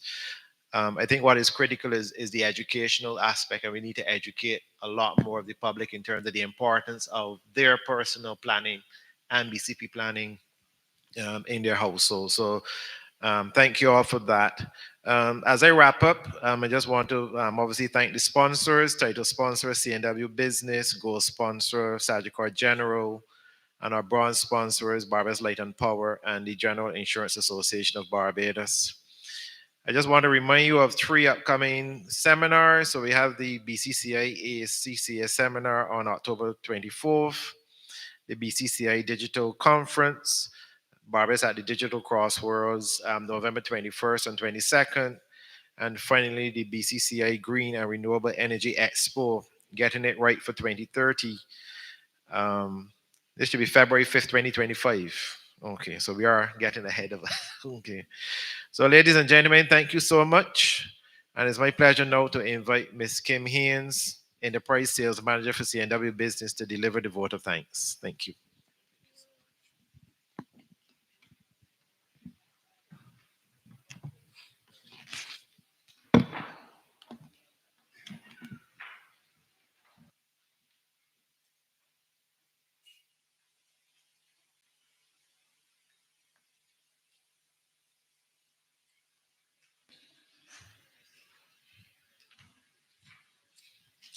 We need help here. Is it good? Thank you. Good afternoon. On behalf of Cable and Wireless Business and the Barbados Chamber of Commerce and Industry, it is my privilege to extend our deepest gratitude to everyone who contributed to making today's discussion on lessons for Caribbean island states, insights from Hurricane Beryl and other disasters so impactful. Firstly, a heartfelt thank you to our keynote speaker, the Honorable Wilfred Abrams. Minister Abrams' insightful address was both timely and enlightening. His perspective provided us with valuable guidance on how we can all play a role in strengthening the safety and resilience of our islands. 2, the president of the Barbados Chamber of Commerce and Industry, Mr. James Clark, thank you for the warm welcome that set the tone for today's event. Your address underscored the importance of the topics discussed today and reminded us of the critical role the Chamber plays in fostering collaboration, innovation, and progress across our island and the wider Caribbean. We extend heartfelt gratitude to our sponsors, Sagicor General, GIAB, and the Barbados Light and Power for coming on board to support this event, and a massive thank you to our platinum sponsor, Cable and Wireless Business. To our moderator, Mr. Patrick Hinkson, a sincere thank you for your skillful guidance, thoughtful questions, and ability to keep today's discussions engaging and focused. You kept us on track, making sure today was both meaningful and impactful. Thank you as well to our panelists. Your valuable insights, shared experiences, and thought-provoking discussions have given us a wealth of knowledge to reflect on. The lessons learned from Hurricane Beryl and similar disasters are not just important for policy or business strategy, but for the very fabric of our communities and how we protect and support them in times of crisis. I would also like to extend our gratitude to the members of the BCCI Executive and Council for your support and participation. Special thank you to the team at the BCCI Secretariat and C&W Business for organizing this event and ensuring that we continue to discuss matters that are of critical importance to our region. Special thank you as well to Sandal's team, Media Tech, and support, and our event coordinator, Dawn Lisa, and her team for your high level of service and helping to make today's event a success. To all attendees, thank you for your active participation. It is through conversations like these that we can collaborate, innovate, and most importantly, act. In closing, I would like to remind us all that the strength of the Caribbean lies not only in our resilience, but in our ability to unite and collaborate across industries, borders, and sectors. Let today be a catalyst for continued dialogue, actionable plans, and stronger partnerships as we work to protect our nations, our people, and our economies from future disasters. Thank you once again and have a wonderful evening.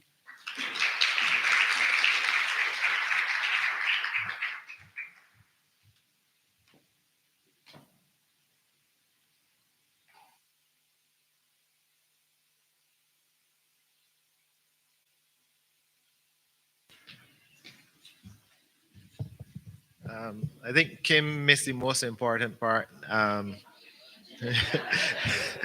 Lunch will be served in a couple of minutes. They're ready for us. So do enjoy rest of the afternoon. Get home safely and have a happy weekend, everybody. Thank you.